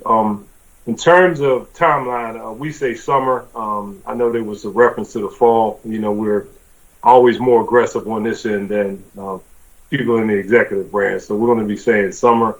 Can you talk to me briefly about, because this is a lot of money, more money than we've ever invested in neighborhoods, actually bigger than NTI, which was a very big initiative during the street administration. So this is the most significant amount of money invested in community. How will we administer this money? Because we have, limited staff based on years and years of decline of funding from the federal and state government for these particular type of activities. How are we going to look at providing the administrative side of this? We got to do some extremely creative things and doing it in a quick pace, because we're going to be doing this in 4 borrowings over the course of the next 4 years. Yeah, so, similar to what we did when we got the additional basic system repair dollars, we staffed up, right? We had to hire more inspectors, we had to hire more estimators. We staffed up to make sure that we could spend the money. Same thing we're doing now with all the rent assist money that we're getting from the federal government, right? First it was 10 million, then it was 20, now it's 100 million. We just found out we're probably getting another 60-ish million. We're staffing up. We've hired a lot of folks. So what we are doing specifically about the Neighborhood Preservation Initiative is we are currently working on a job description to hire a director for that program. And then we're also looking to see where we have gaps in our current staff.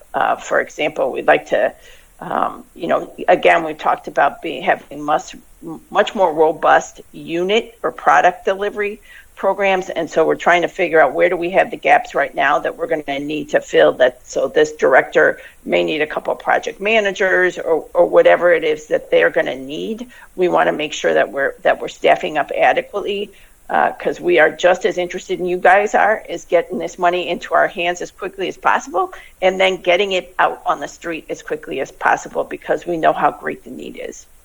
All right, and I can't emphasize enough the level of creativity that will be required to spend this much money in a relatively short period of time. We can't sit around and wait for tax credit deals, notices of funding opportunities from HUD, all that. We have to be creative, and I think a number of us, and we've talked about some of new types of strategies as we move forward. There was some concerns by some members and supporters and advocates from the various housing communities that possibility that there was a reduction in commitment to the housing trust subfund. Could you explain what exactly happened with the housing trust fund subfund? Because I know people thought, oh, well, there's a reduction. Why are you taking the money away from that? Very, very important. Can you just kind of briefly go through that and tell us what actually is happening? Yeah, so the finance department and the mayor have made the commitment that the first year of abatement burn-off will go into the housing trust fund subfund. It's my understanding that this year, which is fiscal year 22, which would have equated roughly to the actual year 2011, 2012, when there would not have been quite as much development going on in the city, so the abatement wouldn't have been as much. So this is kind of a low year for abatement burn-off. That amount was a little over $13 million, I want to say, $13.1, $13.2 million. It's also my understanding that the amount of debt service on $100 million of bond is estimated to be around $6.5 to $7 million. So you deduct that from that $14 million of burn off, and what you get left is the $6.8 million that is going into the subfund this year, because that other $7 million will be dedicated to paying off the first year of the initial $100 million bond tranche. So we're basically putting up $7 million and leveraging our ability to start the process of borrowing of $100 million. And then in subsequent years, the development impact tax, which paid the debt service moving forward on that bond. So it would essentially be maybe 1.5 years of contribution from the housing trust fund to pay the debt service on the $400 million bond, right? Correct. Yeah, thank you. The land bank, continue to be a little concerned about that. This budget zeroes out the funding for the land bank. Can you kind of talk to me about that? Because one of the things that we will need for the neighborhood preservation initiative to be successful, particularly on the production side, is we're going to need buildable parcels. And the land bank was a tool being championed by Councilwoman Canona Sanchez that would allow us to put together these parcels without funding for the acquisition for the land bank. How do we anticipate moving forward? I think this is a concern for us as well, and I know that the administration is dealing with a lot of hot topics, big priorities, right? Gun violence, opioids, public safety. There's a lot of things out there, but not being able to operate the land bank without any operating dollars is going to make the service delivery on not just the MPI program, but a lot of the other dollars that we've already committed to affordable housing projects, business expansion, community gardens, all of those things. It's going to make it very, very difficult for us to provide any type of service, let alone having dollars to potentially acquire properties through the land bank's powers at share sale to put together development parcels. So it's a big concern for us as well. I do believe that when the land bank was established back in 2012, there was some thought that property sales would support the operations of the land bank. That has not been the case, and I think frankly, as we see the markets rise in some of our neighborhoods and realize that our public land is kind of our last opportunity in some of these communities to provide affordable housing or other types of community amenities, that it's going to be tougher and tougher for us to try to fund land bank operations through the sale of properties, that may not exactly coincide with our philosophy around equitable development. So if you said the administration is concerned, well, the administration is the one that makes the decision. So if you're concerned, then why don't you do something about it? If you're asking me, I think you find out what I've done is advocate within the administration. It won't work for us. You work for the administration. I've advocated within the administration that this is an important need. All right. Can I have a point of information, Council President, just for clarity? Chair recognizes Councilman Johnson for a point of information. Commissioner Anfadulin, can you just clarify the response regarding your advocacy in addressing this particular policy?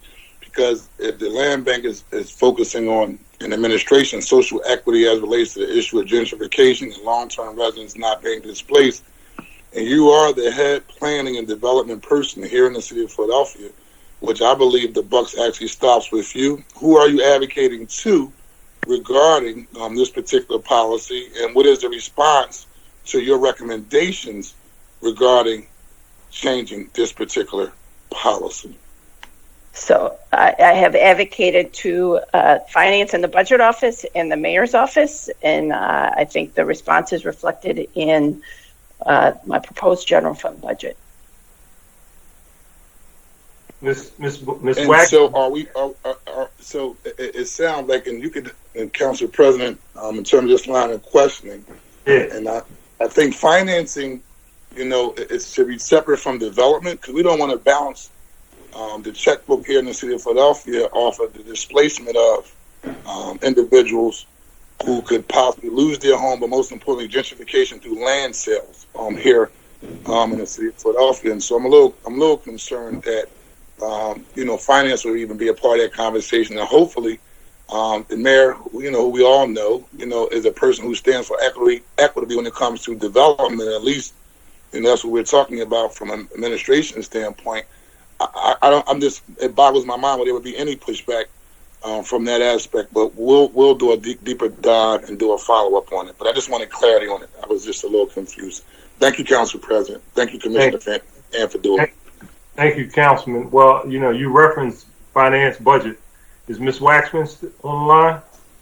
Yes, here I am, Council President. So you're one of the people that are departments that Ms. Fadulin referenced. So yeah. So I'll start by saying a couple of things. Ms. Fadulin absolutely advocated admirably for this, and it is.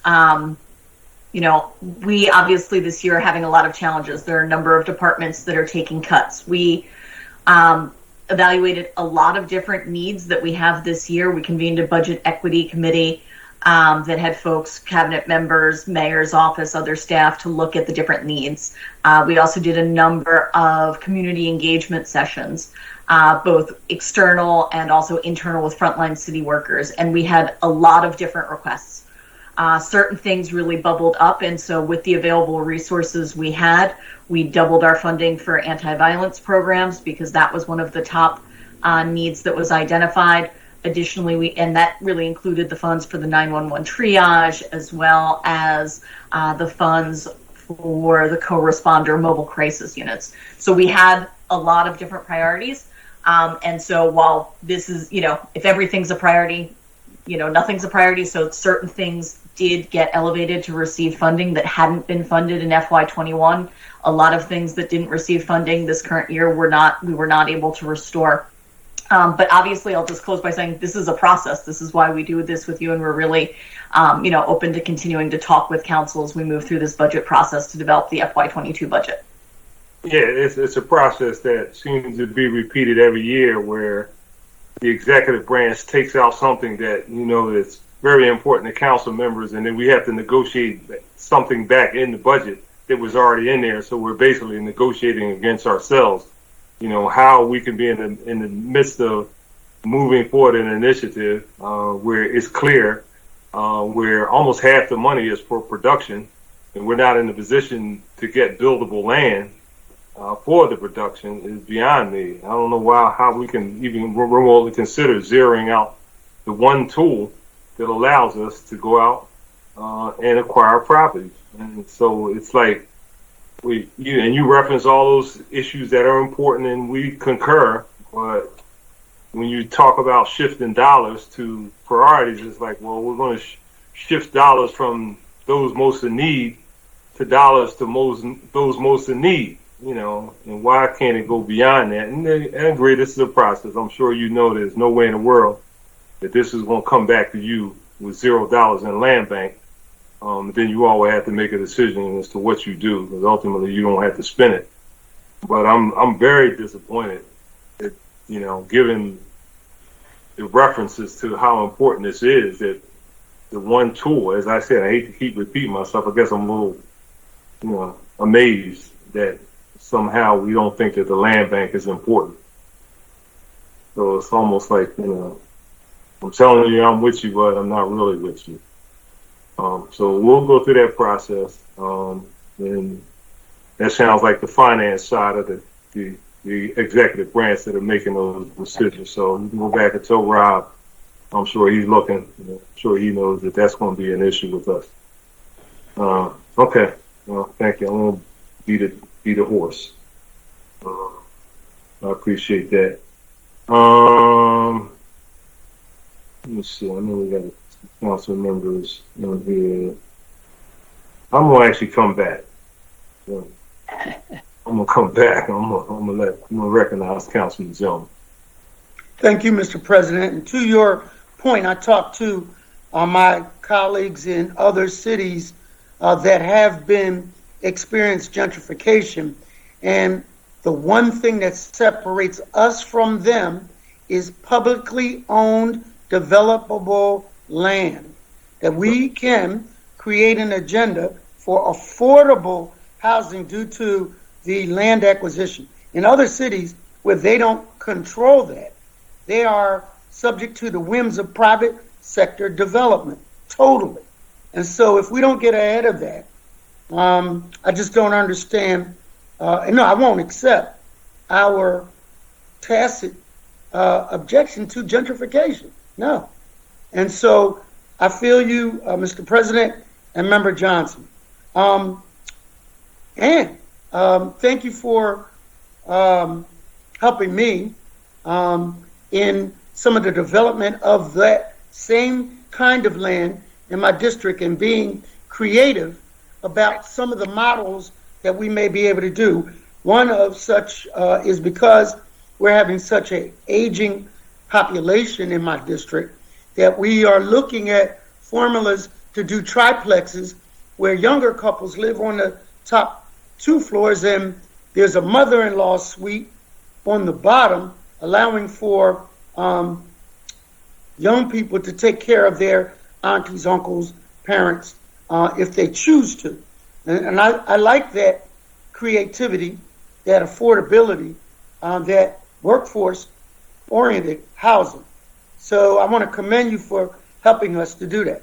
But in my world, unlike Member Johnson and President Clark, I spend a lot of time on preservation with PHDC, Philadelphia Housing Development Corporation, because they do major systems repair. So my first question is, how are they poised to increase productivity in the upcoming year? And then the second phenomenon, I think, is more shared by all members of council, where we have old multi-unit apartment buildings that got original HUD deals that are maturing, and the rents aren't paying for the maintenance, and a lot of the maintenance has been deferred, kicked down the road, and in some cases, these older properties are coming up for sheriff's sale and could force hundreds of people, hundreds of units offline and people into our shelter process. So under the upcoming housing preservation, how do we address those kinds of scenarios? Right, so I think you got 2 questions in there. And unfortunately, Dave Thomas, who's the CEO and president of PHDC, is having trouble accessing the hearing, so I will do my best to paraphrase for him. I'm in. Oh, and you're in now? Oh, great. I'm on telephone. Okay, so do you want to respond to the first question about the home repair programs? Absolutely, certainly.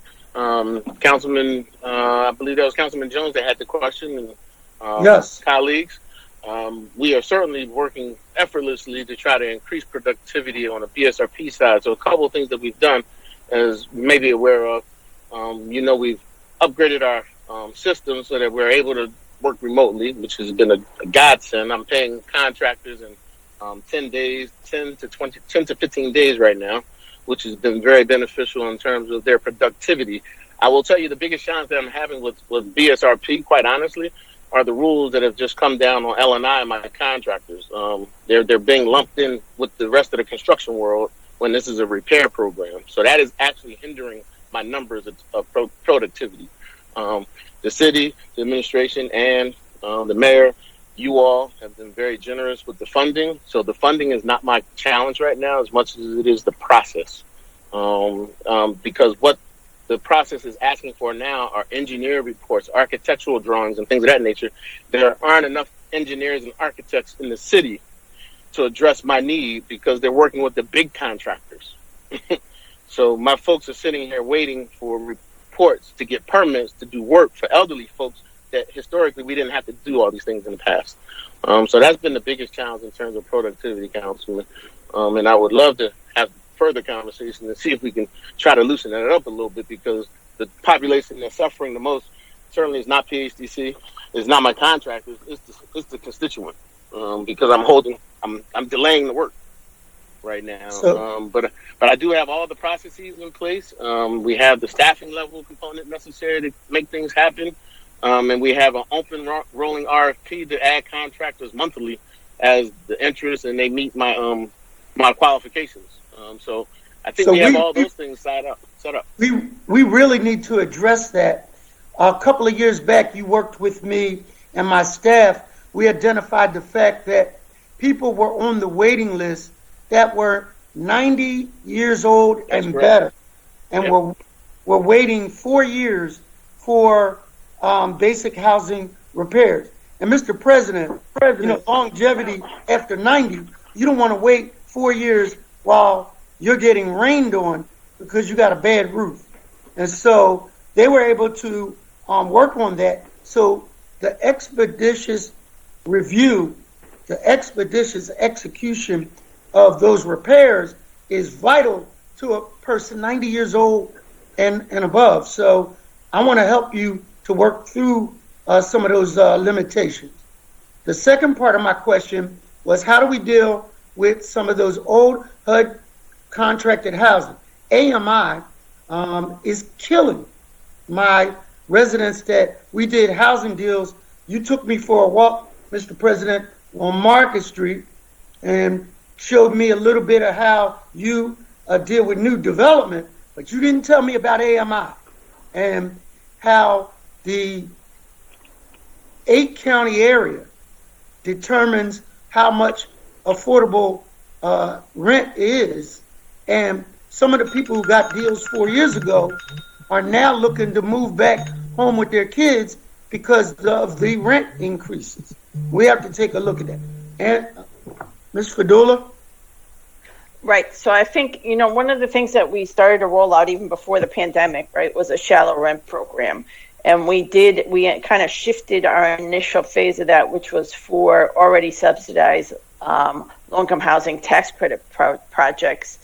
That became also COVID related. So if tenants in those types of units had a COVID related issue and couldn't fully pay their rent, we provided dollars there. I think as we go forward, one of the conversations we're having with the federal government is, now that we've built up all this infrastructure to dispense rent assistance, we should continue to try to identify more permanent funding beyond just COVID relief that would allow us to provide subsidies to those units, because you're exactly right, Councilman, in that oftentimes, even in a tax credit unit that is supposed to be, a rent that's affordable at a certain quote unquote AMI, is still not affordable to too much of our population, because AMI is based on all the county income, which is much higher than residents of Philadelphia income. And so that's where we're realizing that gap. And so we are definitely trying to, work and identify dollars to be able to bridge that gap going forward, and also make it clear that tax credit projects are not a panacea because, again, oftentimes the rent is still too high for too much of our population to afford it. In addition, with the preservation piece, one of the things we're looking at with this preservation initiative bond, again, being creative, is identifying, could we have an acquisition pool that as some of these projects age out of their compliance period, that we may have dollars that we could go in or support another developer that's more about elongating that affordability period and help them acquire those properties. I just want to be careful that, you know, some of these properties are in such escalating areas that buying one project costs 50, 60, 70 million dollars. You know, we're talking about $100 million in an MPI bond, but one project would cost that, you know, so again, just the dollar amounts we are talking about sometimes can be prohibitive, but we definitely want to expand the tools in our toolbox around preservation. Well, thank you for that, Mr. President. To you and I or other people, a $40, $50 increase can be devastating to someone on fixed income. It can mean the difference between prescription meds. It can mean the difference between, you know, eating or heating. And so we really have to take a look at that to find out how we can compare with Montgomery County, whose AMI is different, Bucks County, even Camden County has a higher AMI. We are the lowest AMI in the 8-county area. So we need to take a look at that long term. But thank you, Mr. President. Thank you, Councilman. And thank you. And I concur, Councilman. All the more reason that we need to be able to have, and Mr. Dolan agrees, more affordable housing units built in the city of Philadelphia. You know, we hear the unprecedented market, and the market's on fire. This is all market rate housing, right? And it is way beyond the means of some of us that are working in government to have these good jobs, right? That's not, you know, it's beneficial to the city generally, but not beneficial to the people that we're trying to help. And then I hear, you know, and you all are my friends, but I hear, you know, we're on a conversation and talking about how we move towards the implementation phase, and we got BSRP, as Mr. Thomas represents, he's having challenges because of L&I. They all are in the executive branch, right? You have Ms. Doolin, who represents housing, versus finance department. That's all in the administration. So there's this, seems to be this like executive branch internal challenges that are going to create a problem for the people that we're like looking out for. And I know you all are too, but frankly speaking, you know, this is like very, very important. And you want to talk about, you know, I heard a reference earlier about opioids. You know, people, if you look at the opioid issue, there's a direct nexus between homelessness and individuals that don't have opportunity and people who have in despair. So the first thing you need to do is to make sure somebody has some place to be stationed, somebody has some place to live, right? And I don't know, you know, frankly speaking, what's more important than that. And then, you know, obviously having the ability to sustain that household. And this is a jobs program. You know, it's not as big as Joe Biden's jobs program, but it is a jobs program. So, yeah, can you all, frankly speaking, go back, kind of reshuffle the deck and kind of have some internal conversations about priorities. But as far as I'm concerned, this is about priorities. But thank you. I know that I'm not supposed to wait for my round. Chair recognizes Councilman Donald. I'm sorry, I got a little upset. Thank you, Council President. Good afternoon. And I have 3 quick questions. You can give me quick answers and it won't take long. The first question is around the Housing Trust Fund.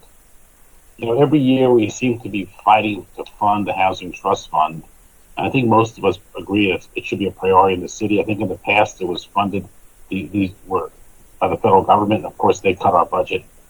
How do we make sure that the mayor and the administration fund us at $20 million per year for the Housing Trust Fund every year, just so that we know we have that money there? I'm going to have to defer to finance on that question. My answer is I'll take as much money as you give me and we'll spend it in the right way. But It seems like every year I've been in council, we're fighting over the dollars for the Housing Trust Fund, and it clearly has done great things for the city. So, like, that's a program that works. Why won't we fund that properly? Is my question. All right, we can ask finance. Let me go to the next question. Is regarding Rent Assist. I was wondering how the Rent Assist program is going. I think we're in phase 4 right now, and I'm not sure there'll be a phase 5. But I'm going to ask that question. And also, there have been articles I've read in the New York Times showing that many places aren't getting the expiring eviction prevention dollars out the door. Is that the case for us, or are we on top? That is not the case. That is not the case for us. So I have some numbers for phase that show that we have we've served close to over 14,000 unique tenants. We've gotten, I would say, trying to see this numbers here. I'm sorry, they're very small.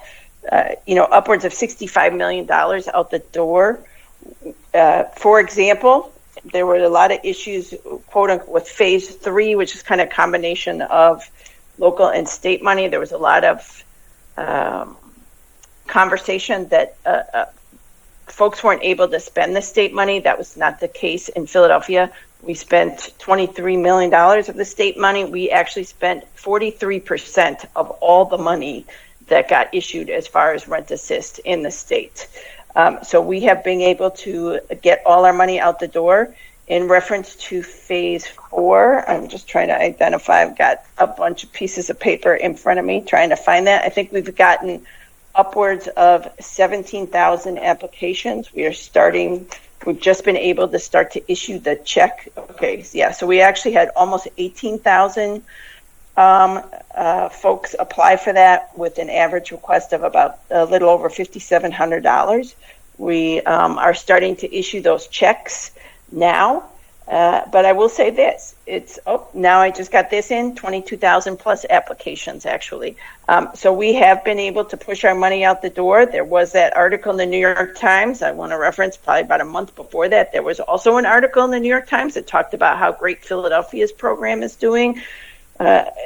We are getting this money out the door. I just have to say, this has taken a colossal effort across all departments, right? It's not just the Department of Planning and Development. It's not just the Philadelphia Housing Development Corporation, although we've got a lot of staff that has been just working nonstop on this. It's taken 311, OIT, a lot of tech folks, our tech folks, to just set up this system, to just put this in perspective. The amount of money that we've just gotten over the last 9 months or so is greater than the amount of money that's provided for the Section 8 program.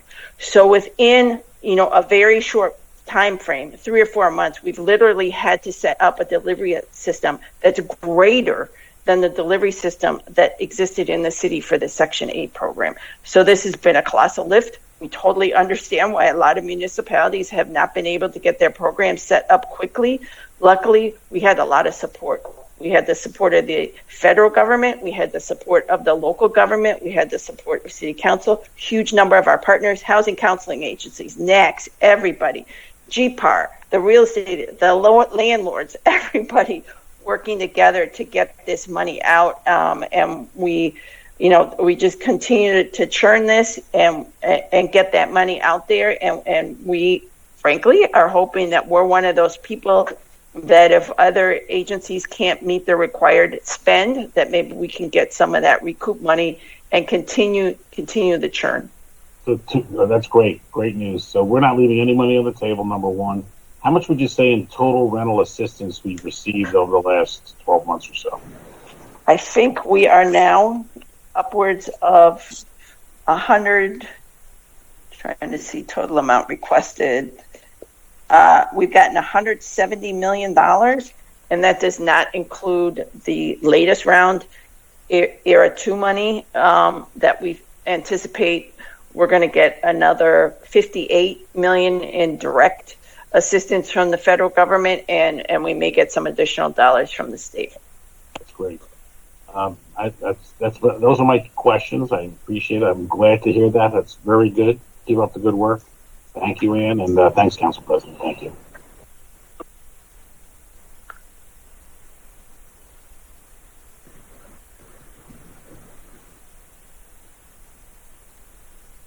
I'm sorry, Councilman. Thank you. Chair recognizes Councilwoman Brooks. Thank you so much, Council President. And hello. I have one question.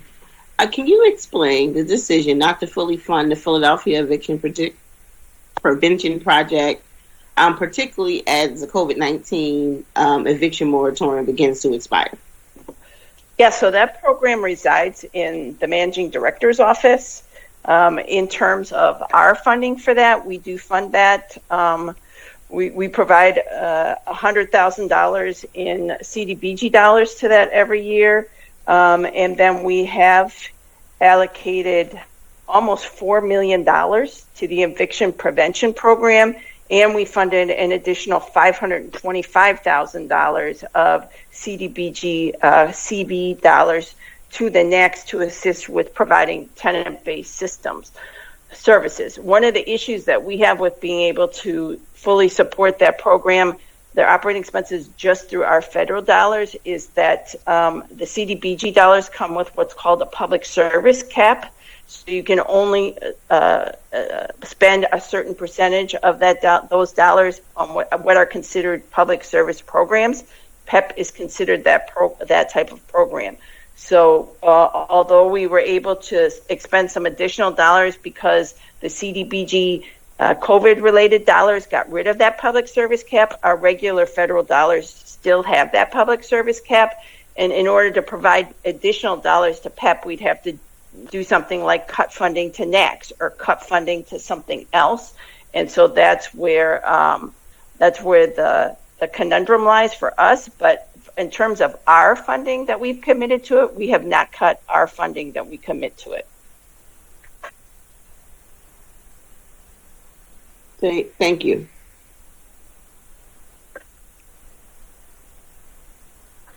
Councilwoman, you done?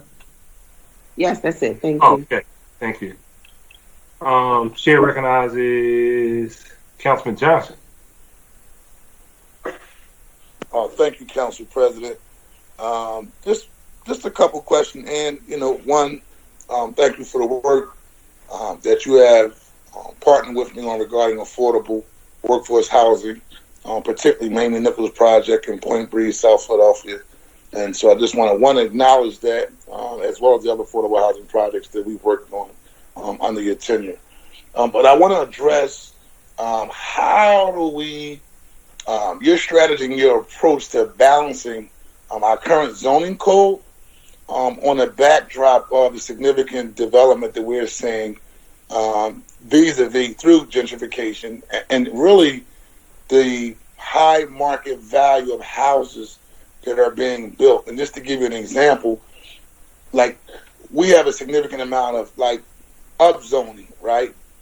And when I say upzoning, meaning, we got different corridors in the second councilman district, different parts of the district that pretty much the private market is going to already make sure that good development takes place, market rate development takes place anyway. But in terms of, again, affordable housing, workforce housing, and it's kind of tough because a lot of the land bank projects, we have to do mixed income, right?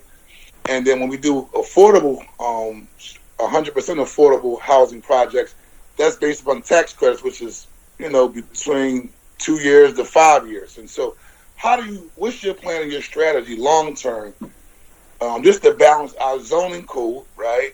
And are you going to take a relook at our zoning code to kind of adjust it where basically we're just not pricing people out of living in the city of Philadelphia just based upon the market demand? And from a business standpoint, I do think that, yes, there has to be development. I get that part, right? But it's to the point now where the development is only in favor of a certain clientele of individuals. And here's the crazy part. And it's not just long-term residents that's being priced out. I got gentrifiers being gentrified. If you understand what I'm saying, just based upon the market pressure. So at what point do we take a look at our zoning code and our overall development strategy to say, okay, wait a minute, enough is enough. We can't be San Francisco. How do we balance this process out? Yeah, and I think, you know, you did a great job of sort of laying out the issues, right? And so there isn't sort of, this is exactly the fix we're going to do, right? We have to really look at sort of a menu of options. And so I think there's a few things we have our eye on. One is there's, you know, a lot of talk, I would say, a lot of national discourse is around, you know, like things like getting rid of single family zoning and those kinds of things. I think that's different than what we have in Philadelphia, right? So our single family zoning that we may have is more of a row house, which is actually a very high density type of zoning. So just sort of those types of things don't necessarily apply to Philadelphia, because even a lot of our single family zoning is still high density. So I think we want to look at those areas where we're trying to preserve that, you know, kind of row house type feel, and figure out how we make sure that we're preserving that. So you have seen us also downzone, and I would just note that, right, the Planning Commission, and we kind of make recommendations, but actually the power to either upzone or downzone lies with City Council. But we often do that in cooperation with you guys. But yes, that is our that's our responsibility as district council people, right? But there's been several times where we've gone down that road, and I know recently, I think on Maria Cunha Sanchez bill, there was a part where we just said if you're two-story and a two-story house should be two-story houses, right? On a particular block, and I think, you know, there was some pushback from some developers that kind of wanted to balance that process out. But at the end of the day, if the residents say we want two-story all the way across the board, the Planning Commission should say, well, if that's what the community wants, we think that's something that should be supported, irregardless of if developers want it a different way, because again, they're going to have opportunities to continuously build based upon the market pushing the pressure for three-story houses with rooftops. And so I'm trying to get, you know, more of a clarity understanding from that aspect. Yeah, well, I think we, and I hear that, and I think, you know, Would the you issue support is mandatory inclusionary zoning? I got it. Let me finish the sentence. Go ahead. All right. So I think one is we don't have the same issue with supply that a lot of other places have, right? So we're not going to say across the board we need to upzone everything or we need to get rid of that. That's not where we are. And so you have seen us downzone some areas, upzone some other areas. I do think we have to pay attention to where that happens, because what happens in one community does impact what happens in another community. You know, so for example, if we downzone a high market area, what that may mean is that then that demand goes to the next neighborhood over, and now we've subjected potentially an additional neighborhood to gentrification. So we need to pay attention to that. In terms of your question about inclusionary zoning, we are working right now on a couple of things. One is making further adjustments to the mixed income housing voluntary bonus program. Yes. We've been living with that for a couple of years. We now see some of the things have been the way we were hoping they'd work, other things not so much. So we need to adjust that. So we're doing that. And then we are also talking to a couple district council people about certain areas in their districts having a mandatory inclusionary zoning. I do think we probably have some areas of the city where the market is now strong enough so that we should be able, again, sort of a balanced approach that we can say there is going to be mandatory inclusionary zoning in this market, but that market should be strong enough that development can still happen. I'll tell you this, similar to what we did before the mixed income voluntary bonus, we're going to try it. And we're going to kind of see how it works. And if there's things that we need to tweak, we will tweak it. And, you know, I think we're going to be in this, honestly, we're going to be in this for a while, because we all want our market to continue to be strong and remain strong. But we know we've got to take care of our existing residents. And you're exactly right. A lot of our existing residents cannot even come close to being able to afford the product that's coming to market.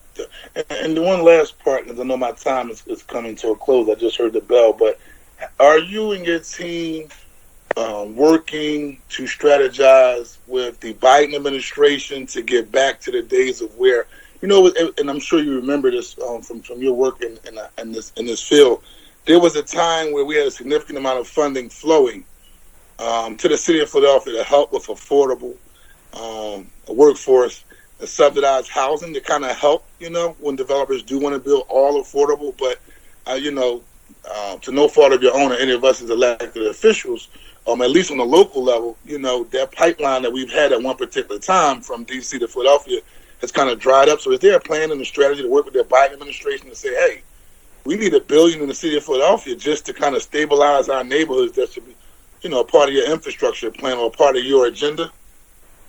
Right. So a couple things on that. The short answer to that is yes. We've already had a couple direct conversations with both the Undersecretary and the Secretary of HUD pushing that we need additional dollars, and we need those dollars to be flexible.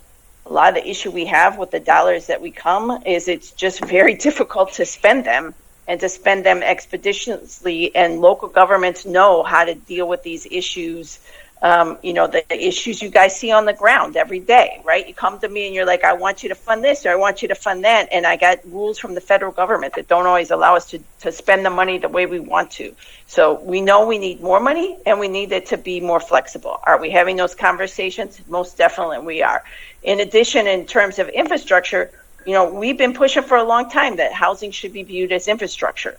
That no different than our bridges, our roads, our sewer system, all of those things that are aging, so is our housing stock, and it is infrastructure as well.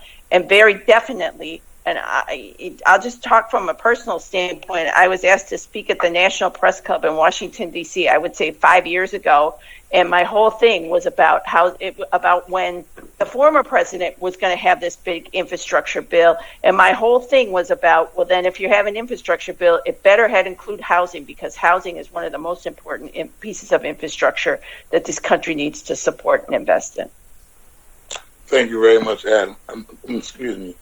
And thank you very much. Keep up the good work and very good responses. Thank you very much. Thank you, Councilman. Chair recognizes Councilwoman Gilmore Richardson. Thank you so much, Council President. I wanted to thank you also, Ann, for your work and all the work that you've done over the year, and wanted to specifically talk about, where you noted your work around affordable housing projects in the city, and where you just talked about how we need to take care of our existing residents here in the city of Philadelphia. And again, want to give you all kudos on the renter program, the Philly First Time Homebuyer program, which I think has been pivotal to our ability to support first-time home buyers in our city. But I specifically wanted to drill down on one of the agencies that you work with in planning, the Division of Housing and Community Development, and in particular, the Tangled Title program. If we could talk about that a bit, I just want to drill down there, particularly because Council President says this often, the most affordable home, you have is the one that you already own.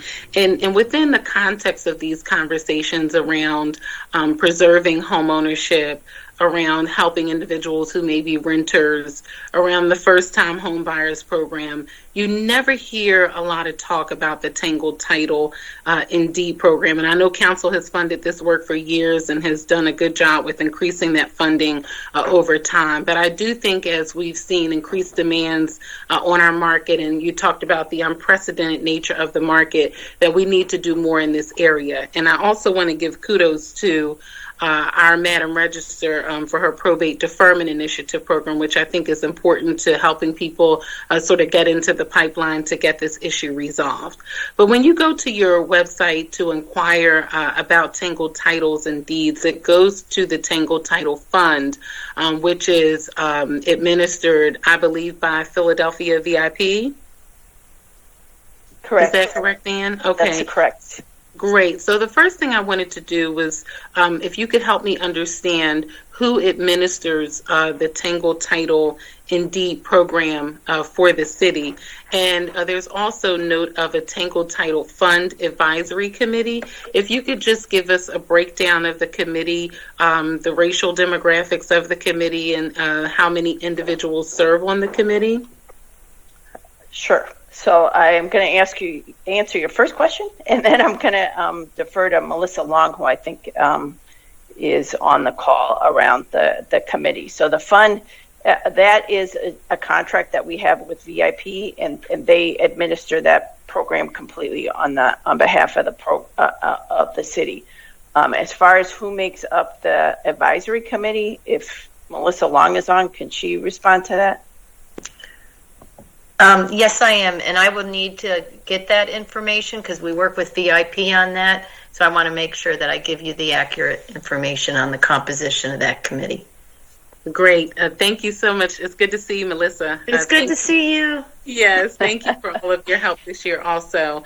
And to that point regarding tangled titles and deeds, you said there's a committee that's made up of attorneys and they administer sort of the advisory committee.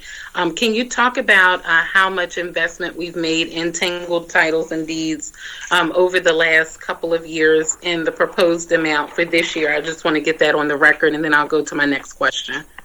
Yes, let me check. Because we've been funding them now for almost 12 years. And thanks to the Housing Trust Fund sub-fund, we're able to increase that up to $500,000 in addition. So I'm looking really quickly if you can hold on 30 seconds. I don't have that quite at my fingertips, but we are incredibly supportive. And I think the other thing, that additional funding that we were able to give them last year and continue to do, was for them to do workshops on estate planning to try to look at it in a proactive way and not ensuring that folks do have estate planning. And again, Yep, and what I'll do is, because I want to make sure that I give you the accurate information, so over the past 12, 13 years, I can tell you how much we have been supporting them.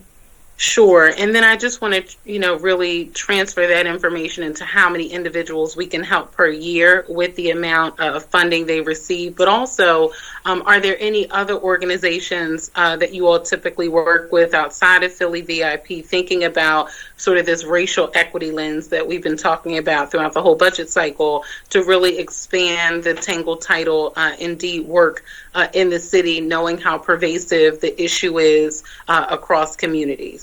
Mm-hmm. And we do, I know that VIP works very closely too with PLA and CLS and Senior Law Center and several other organizations. And I believe they serve now around 250 individuals a year. And a large percentage of those benefiting from that work are seniors. I think over half. Right, and so it definitely, the estate planning, it's close to 100%. But I think, a lot of that is, we've talked and worked closely with VIP too about how to sort of communicate and reach residents, right? Especially for those, I think a lot of times, tangled title, folks can have a tangled title issue and not know that that's what it's called, right? So I know that we're trying to work around sort of increase better communication and working to connect residents to these services. Sure, and then to your point, you had talked about around 250 individuals approximately a year that could be serviced at the variety of agencies that the city partners with. But do we understand the true scope of the issue in the city? So based on your estimation, how many individuals do you believe are dealing with a tangled title or deed situation in Philadelphia? Mm-hmm. And I think there was a study done several years ago that puts that at about 14,000. And I do believe that Pew is working on a report to update that. So that most likely, I would say increase. This, Councilwoman, that this is one of the programs that we're looking to expand the funding with the bond money. But if you have ideas that with us, or we could work with you about identifying, particularly attorneys of color who would be willing to do this work, because I think that's part of the issue. Like we've got sort of a double whammy. Is one is more resources, right, which is great, but then we also need the attorneys to do the work. Yeah. And we're really dependent usually on pro bono attorneys, willing to take, because most of our money actually goes to paying, fees and things like that, not necessarily to paying an attorney. And so helping to sort of beat the bushes to find more attorneys that would be willing to take these cases on. We'd love to work with you on that. Yes, sure. And we'll definitely follow up. And we have been having these conversations already, and we've had meetings. I just wanted to get this on the record so that we could have for the record the scope of the issue, but how important it is for us to expand the Tangle Title Fund indeed work right now because of the market demands we're seeing in our housing market in Philadelphia and just the sheer amount of people who are dealing with this issue. To your point, Ann, I think we learned valuable lessons throughout COVID-19, and one of them is to ensure that we have culturally competent, aware providers working with individuals across communities in Philadelphia and letting them sort of lead the work because they understand these communities. So that's where we're trying to get to from the Tangle Title Fund Indeed perspective, expanding the scope, but also expanding the individuals who work with the clients that need to be serviced and are very nervous about this and really don't understand all the nuances and things you have to do to come to conclusion with a situation like this. So I heard the bell, but we, again, have already started the conversations with some of the organizations, but I wanted to get this on the record so that we understand what more needs to be done in this cycle. Thank you, Ann and Melissa, and thank you, Council President. Thank you. Thank you, Councilwoman. Chair recognizes Councilwoman Gimm.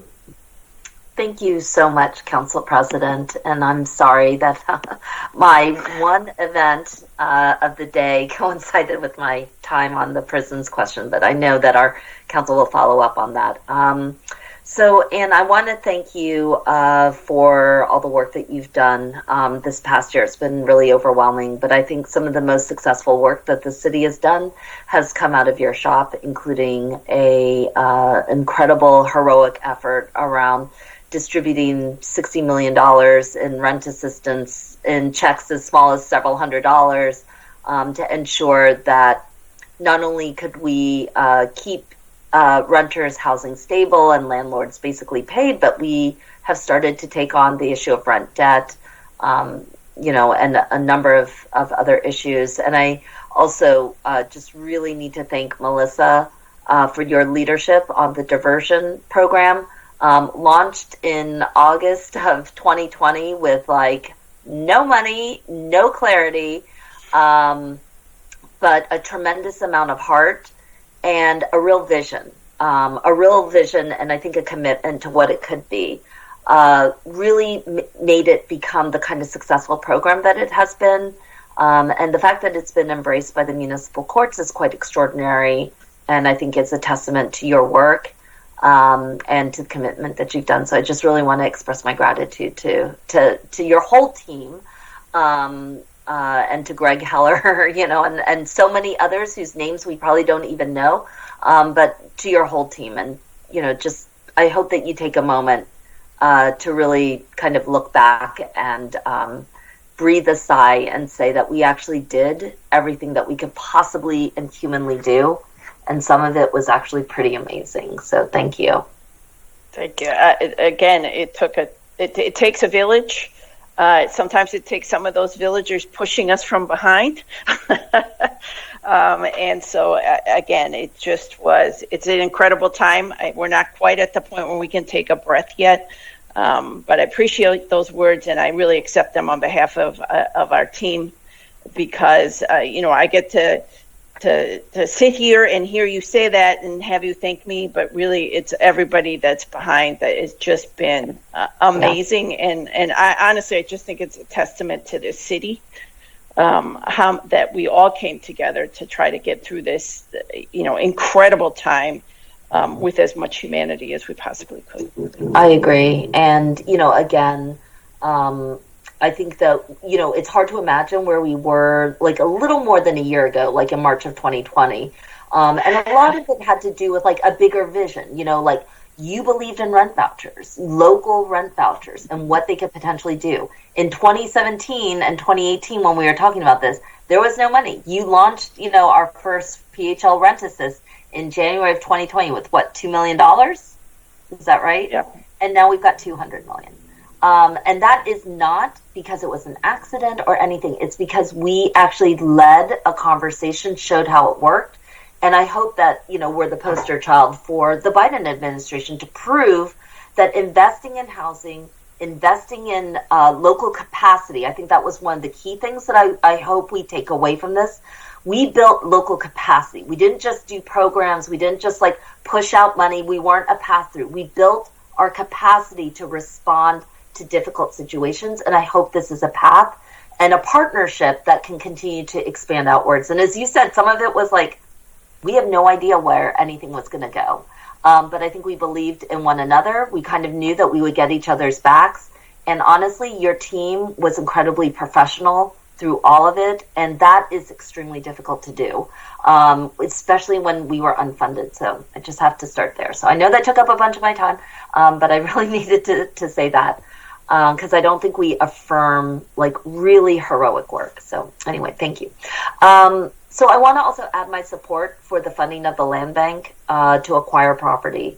Council President, I think you've already mentioned this, but we are spending $70 million a year for tax breaks for individuals. The majority of the tax breaks on residents go to out of city residents, and a huge number of the tax breaks do go, they'll go to some people, but honestly, the ones who will get the most benefit will be the larger corporations. If we are going to do that, we cannot shortchange the land bank. We need that public financing to ensure that it can continue to serve as that tool to preserve affordability and green space and other crucial uses that it's not going to come by magic. It can only do it if we enact a vision for it. So very similar to that. I want to follow up a bit on the questions that Councilmember Brooks asked about eviction, the eviction prevention work. And, I think that there was no question that diversion and rent assistance were crucial tools through the pandemic. But as the moratorium, the national CDC moratorium is certainly under question. And the courts will reopen, and we expect to see families face an eviction. And there are some cases that are pretty complex. They involve more than just issues of non-payment, for example.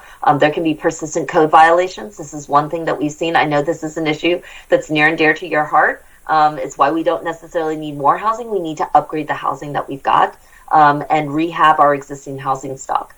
But there are persistent code violations at particular properties, and this is why the legal representation aspect is so important to keep in our toolbox.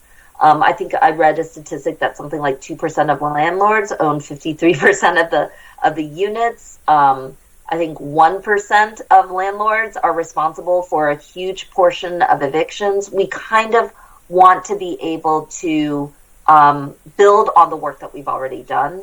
And so, one question is that this is a complicated area. You've already said this. We find ourselves kind of scrambling to piece together funding for a very successful program, which currently supports a number of jobs, has helped thousands of renters stay housed, but only half the funding is been acquired for PEP.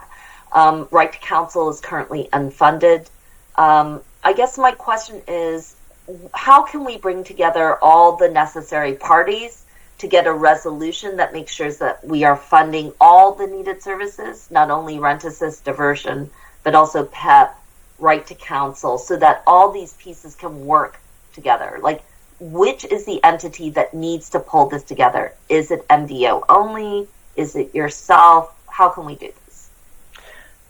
I understand it's similar to eviction diversion. I think we have to do a similar thing, right? We had some of the MDO entities together, we had DHCD together, and we all came together to figure it out. I think you're exactly right. There's needs across the board.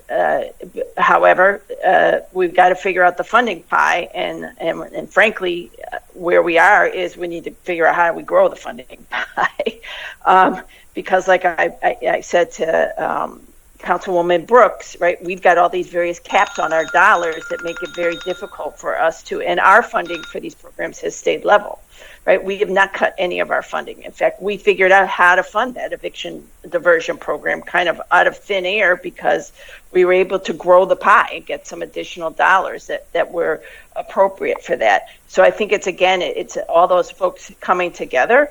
And to try to figure this out. And I think one of the things that became very clear with, what we talked about with basic system repair, what we're talking about with rent assist is how do we take our delivery system and make sure we have a delivery system and we refine it. And one of the things that's going to be critical for this going forward is to not say we have this program, we have this program, and we have this program, but to say this is our program, right?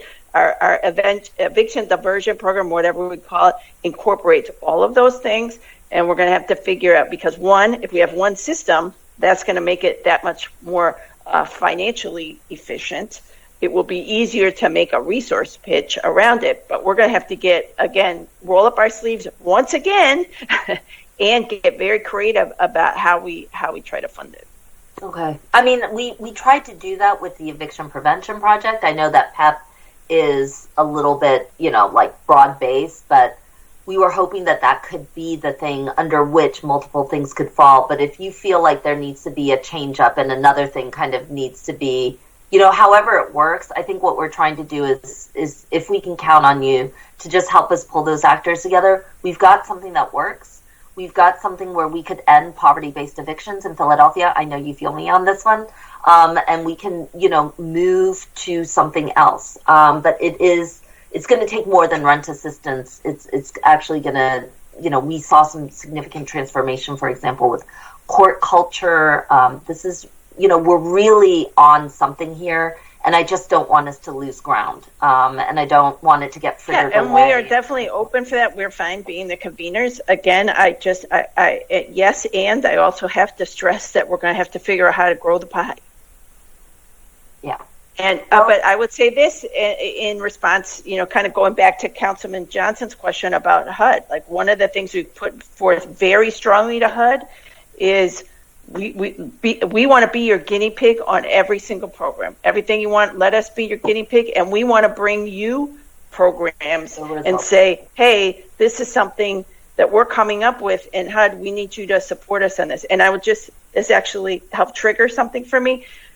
In some of the information that we've just gotten out of the Biden administration about this second round of rent assist is that HUD is going to have a pot of money of about $20 million that they're going to that there's like a notice of funding opportunity. It's not availability; it's an opportunity to go after. So we're trying to put our heads together to figure out how do we make sure that a chunk of that money comes to Philadelphia, because the money is for exactly what we're talking about here. Yeah.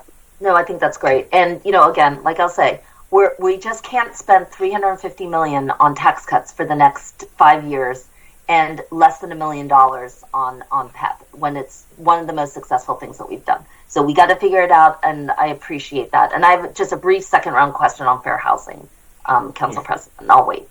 Thank you. Chair recognizes Councilman Green. Thank you, Council President. Ms. Fadulin, thank you for being here. Just have a couple of quick questions. The first question ties into a consistent theme that started last week when Chief of Staff Jim Engler talked about a commitment for growing Black and brown wealth in the city of Philadelphia. I want to get a perspective from your role in reference to housing and development, and how do you see your role in doing that? There are a lot of development going on.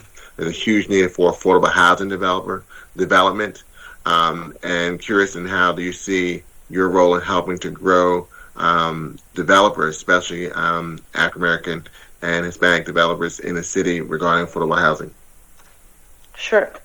So a couple things. One is, referencing just in general wealth building. I think we had huge success with our Philly First Home program in order to, over 2,700 households became first-time homeowners. A huge proportion of them were households of color.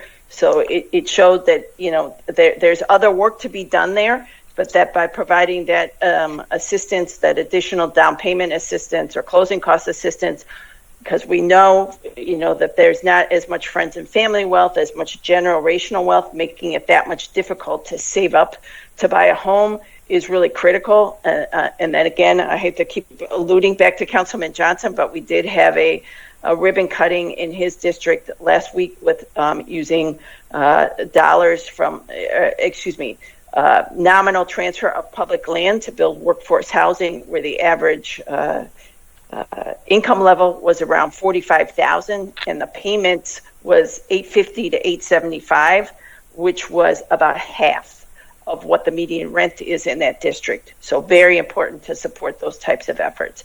In reference to the Building Black and Brown Businesses, I don't know if we still have Dave Thomas on the line. I can certainly describe what we're doing there, but I don't want to steal his thunder, because we're working on a very robust program through PHDC. One of the great things coming out of merging all them together is that... Is this the accelerator initiative? So this isn't what I will get to the accelerator fund. This is something else that we want to do with our smaller contractors. As many folks know, a lot of our home repair programs are done with small minority contractors, and we're putting together a program now that we potentially have land, money, and contractors, right? How do we combine all those things to make sure that we're building businesses? So Dave, I'm going to turn it over to you, and then I will get to the accelerator fund. Yes, Councilman Green, thank you for the question. Again, I'm sorry I'm not able to put on my video. Challenges with technology. As Ann alluded to, and I think I may have spoken to some of your colleagues, I hope you can hear me. I've been working over the last several months with several developers and contractors to try to put together a minority development pilot program targeted to Black and Brown developers. And now I just want to say, just for clarity purposes, that the thought behind it is one part is much like the 8A program that the federal government set aside for disadvantaged businesses. That concept is out there. But the other thought that we're having and what we're trying to do is partner larger developers with these minority developers, either as equity partners in the project, but more importantly, we're trying to take it from soup to nuts. We're trying to educate people on how to respond to an RFP, what to look for in an RFP, what's required to get through zoning, what's required to get through L&I. But we're also trying to help them put together a capitalization stack. So trying to put them together with, so for instance, working with Brandywine, working with the Black Squirrels, and folks like that, trying to bring their capital stack to the table, so to speak. So, they have access to capital that Black and Brown developers typically don't have. And what we've been working with, including BIA, I should also add to Mo Rusty and their diversity and equity inclusion group as well. And what we're working on trying to put together is an opportunity that will be educational as well as wealth creating. So we want them to learn, but we also want them to get paid in the process of learning. I don't want it to be a program where they walk away with a certificate. I actually want it to be a program where they actually do the work, develop the project, get paid on the back end as a profit, just like any other developer would be. Conceptual ideal is that they would go through this program in a year or 2 years after several projects, if you will, as a mentee. They would come out and be able to carry this work on themselves independently. So that's the goal that we have, and I'm hoping to have something to roll out to you guys next week to at least get your buy-in and your support, because it doesn't work without the land. I definitely need the land to support the effort, because if I don't have the land, we just have another certificate program, which I'm not very fond of. I actually want to teach people how to fish and feed their family, not just today, but tomorrow and years to come, and especially right now, because most of our world has been centered around tourism, and we already know where that is today. And I'm trying to teach people another way to feed themselves and take care of their family. And I think that's the effort that we need to focus our attention on. And certainly would love to have your support. And I would love to further discuss what the game plan is and what the goal is. Anytime that you're ready, I'm I'm available to have that dialogue and hope to get your support in your I really need your land. Because it's not my land. It's our land. Well, not necessarily our land if we're going to use a Native American. Yeah, and we have been able to identify some dollars that we think we can do a pilot on this. So we're hoping that we can move it along more quickly and start getting really implement it sooner than we thought. And we hope we can do a pilot, sort of have proof of concept, and then really move this forward. And then. Go ahead. And just real quick there, and I hope to see how those dollars will be allocated in the consolidated plan and the program statement for NPI, because there are a lot of different initiatives that are going on right now. The initiative that Mr. Thomas talked about that I had some knowledge of, as well as you've got the collective, you've got the BIA initiative with their affiliate Black Developers Group. So you have a couple of different groups that are all doing similar things, and I guess because of some of the spaces I'm in, hearing from this developer and hearing from that developer and hearing from that developer, but they seem to be separate. And there's a way to kind of convene so there's some connectivity like we've done on the small business side. For example, you've got Power Up, then Goldman Sachs, and then you have ICIC, which are for each level of businesses. So if you're a storefront, or someone has a home-based business who want to go to a storefront, you may start with Power Up through CCP. When you've gotten a little bit larger, then you're going through the Goldman Sachs 10,000 or program. And then when you become much larger business, you've got the ICIC initiative. And they all kind of collaborate to some degree and share curriculum. So hopefully this type of initiative, and maybe that's something that, through Mr. Thomas and your role at PHDC, can convene these various groups to come together, at least to share information and opportunities, because you could have a small developer, you could possibly JV with a larger developer, and some financing, and there's also some much larger real estate entities that do development that have been here in the city of Philadelphia. I know Bernard Lee, who's over at Cozen O'Connor, has represented this one group in particular that has regional conferences. And so I think there's some real opportunities to connect very, very small African-American developers to much larger ones that are doing stuff up and down the East Coast, and really develop that pipeline of information and look at the opportunities through the land bank in reference to land, and also some of the dollars coming out of the Neighborhood Preservation Initiative in that regard. I have a second round of questions, and I will ask them later.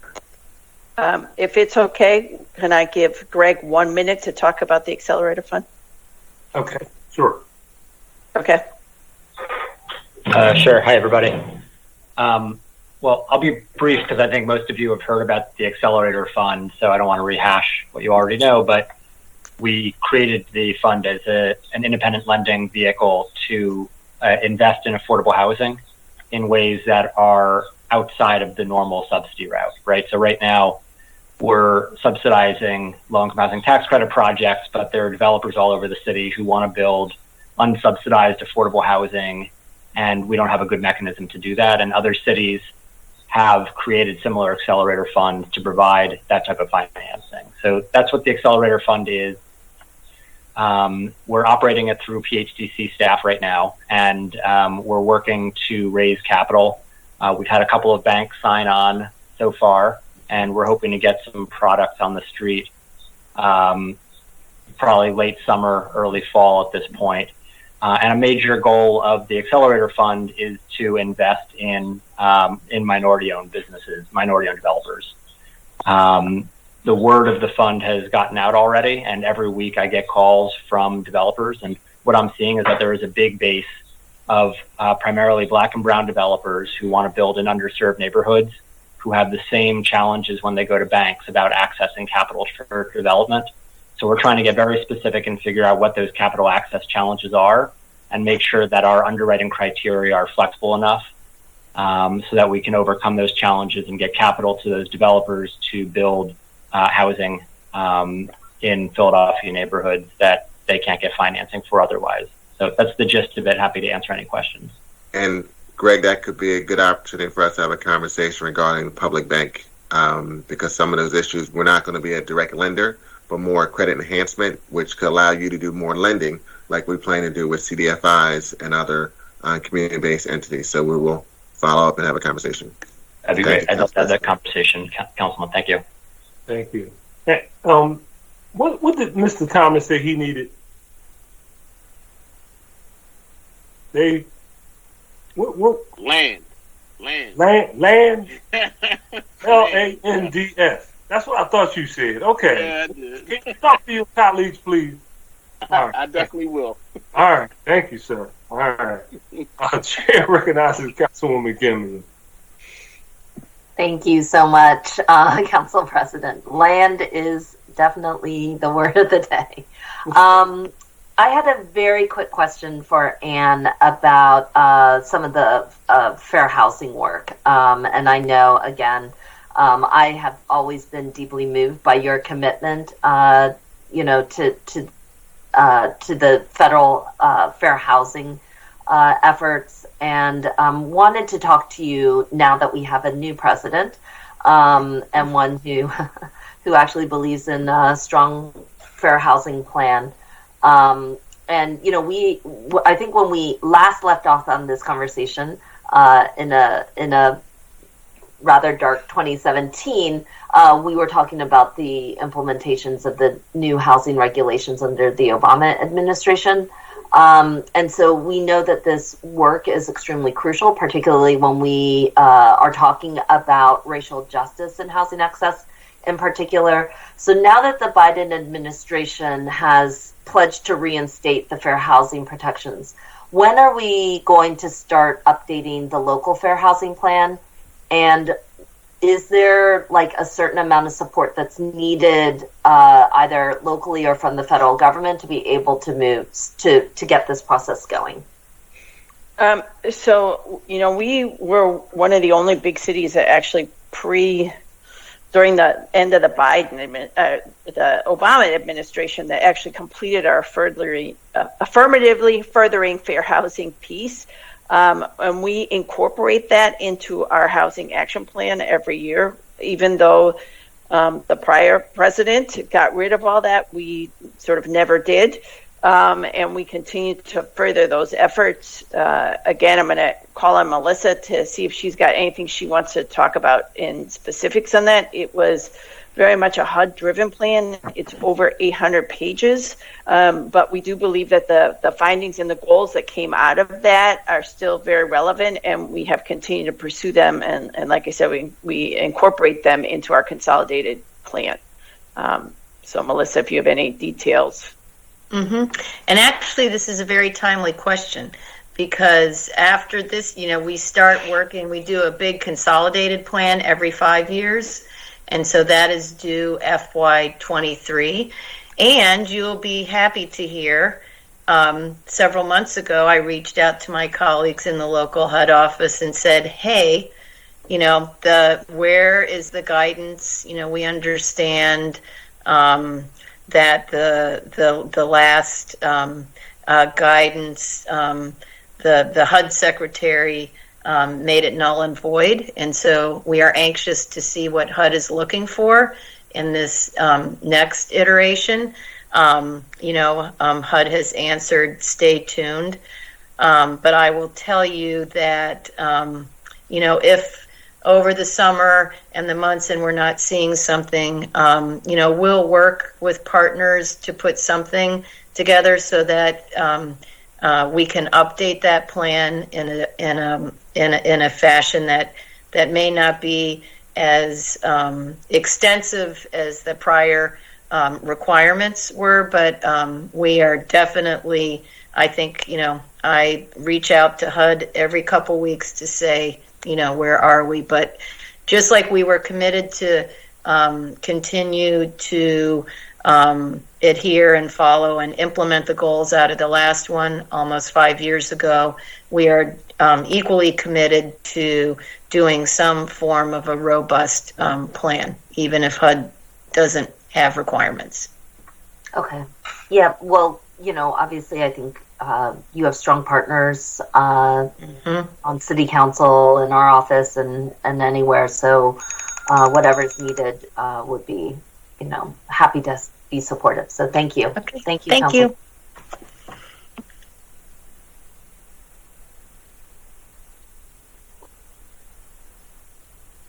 Excuse me. Thank you, Councilwoman. Councilman Green, you wanted to come back with a couple of additional questions? Yeah, I'm being very quick.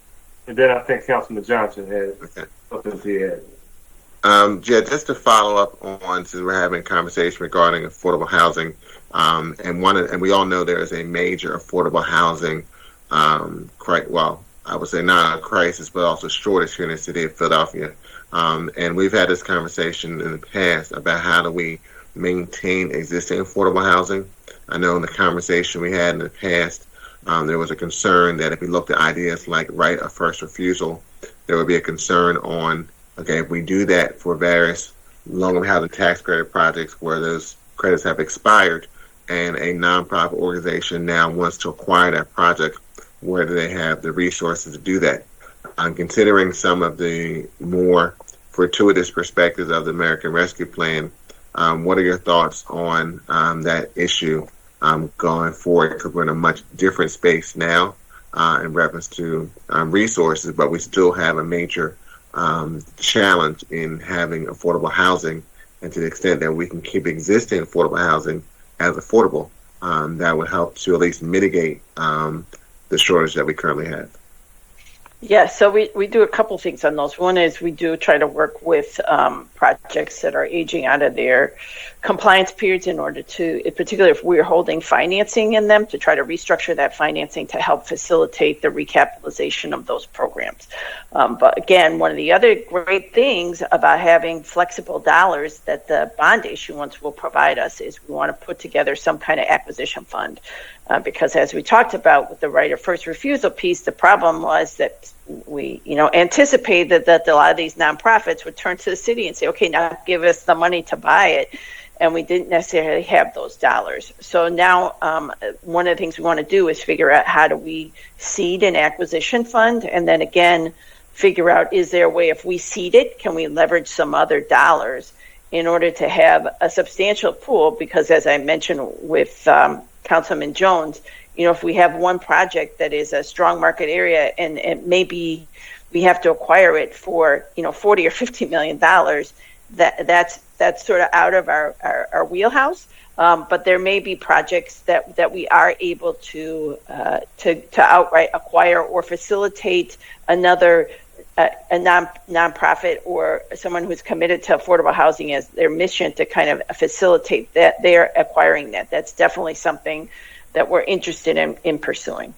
And considering the current climate and conversation regarding equity, and I'll have to think this through. We're doing some research in this regard with the public bank, whether CRA credits can be a possibility in a more creative way than we've traditionally seen.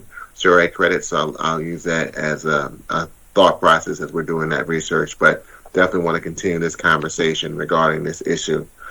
Several points in reference to the Housing Trust Fund. There's been still going to be a need for dollars for the Housing Trust Fund, even though we're in a better financial state, but still in need. Any thoughts on whether the amount of money we have in the trust fund is sufficient to do the things that we need to do in the city of Philadelphia?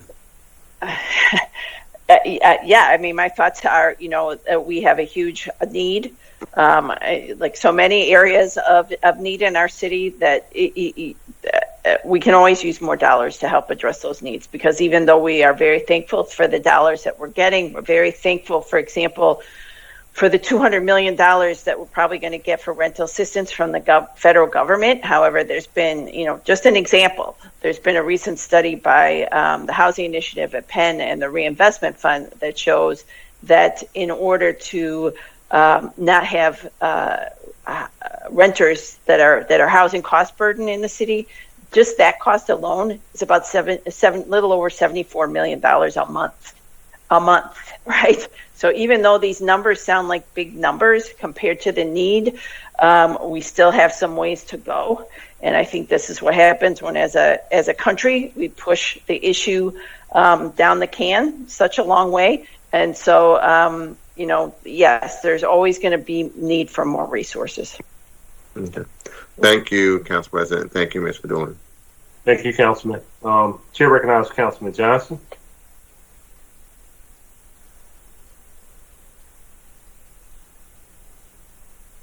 Okay, Councilman Johnson. Councilman Johnson, still on?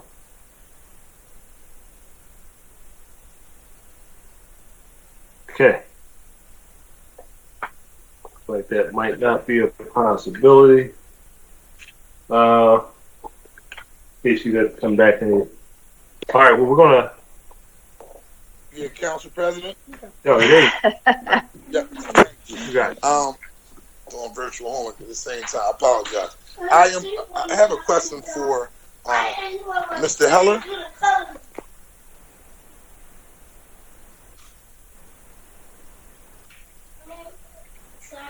Yeah. So, Greg, Here. hey, Greg, how you doing? First and foremost, I just want to thank you for your work in helping me out in Eastwick as it relates to the flooding that took place out there, but most importantly, just kind of helping people put their lives back together. So my question is along the lines of land management, right? I know the city of Philadelphia owns a lot of green space throughout the city of Philadelphia, but especially out in Eastwick, part of my district. So what's the strategy and plan for the maintaining and the maintenance of just basically the green space that we have in the eastern part of my district? We get a lot of calls regarding the overgrown weeds or trees growing.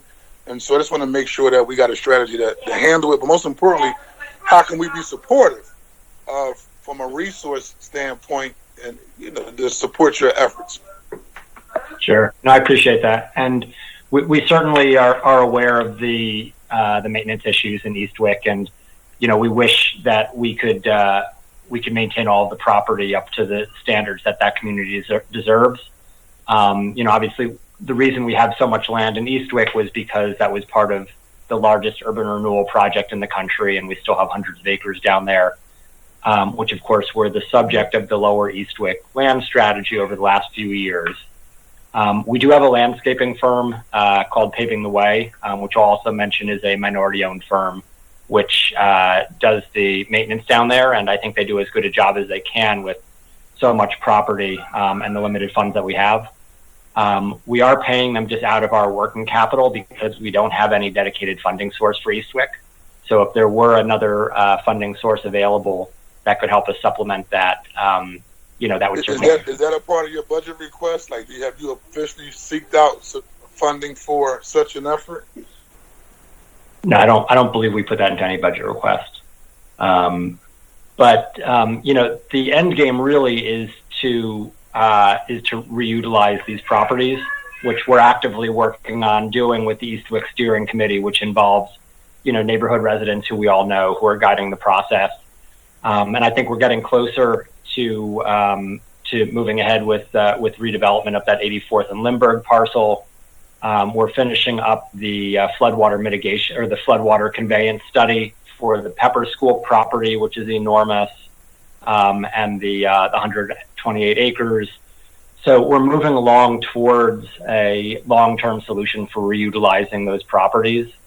But, we certainly appreciate that. In the meantime, it's a challenge to maintain.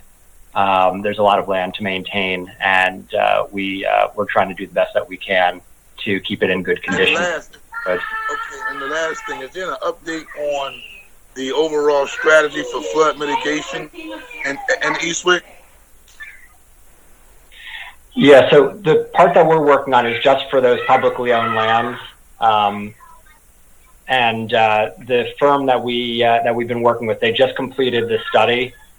So they've been testing it out with various groups, including the city's flood mitigation task force, and also the flood folks at Drexel University, to make sure that everybody feels comfortable with and signs off on the model that they put together. And they've been working closely with the steering committee on that.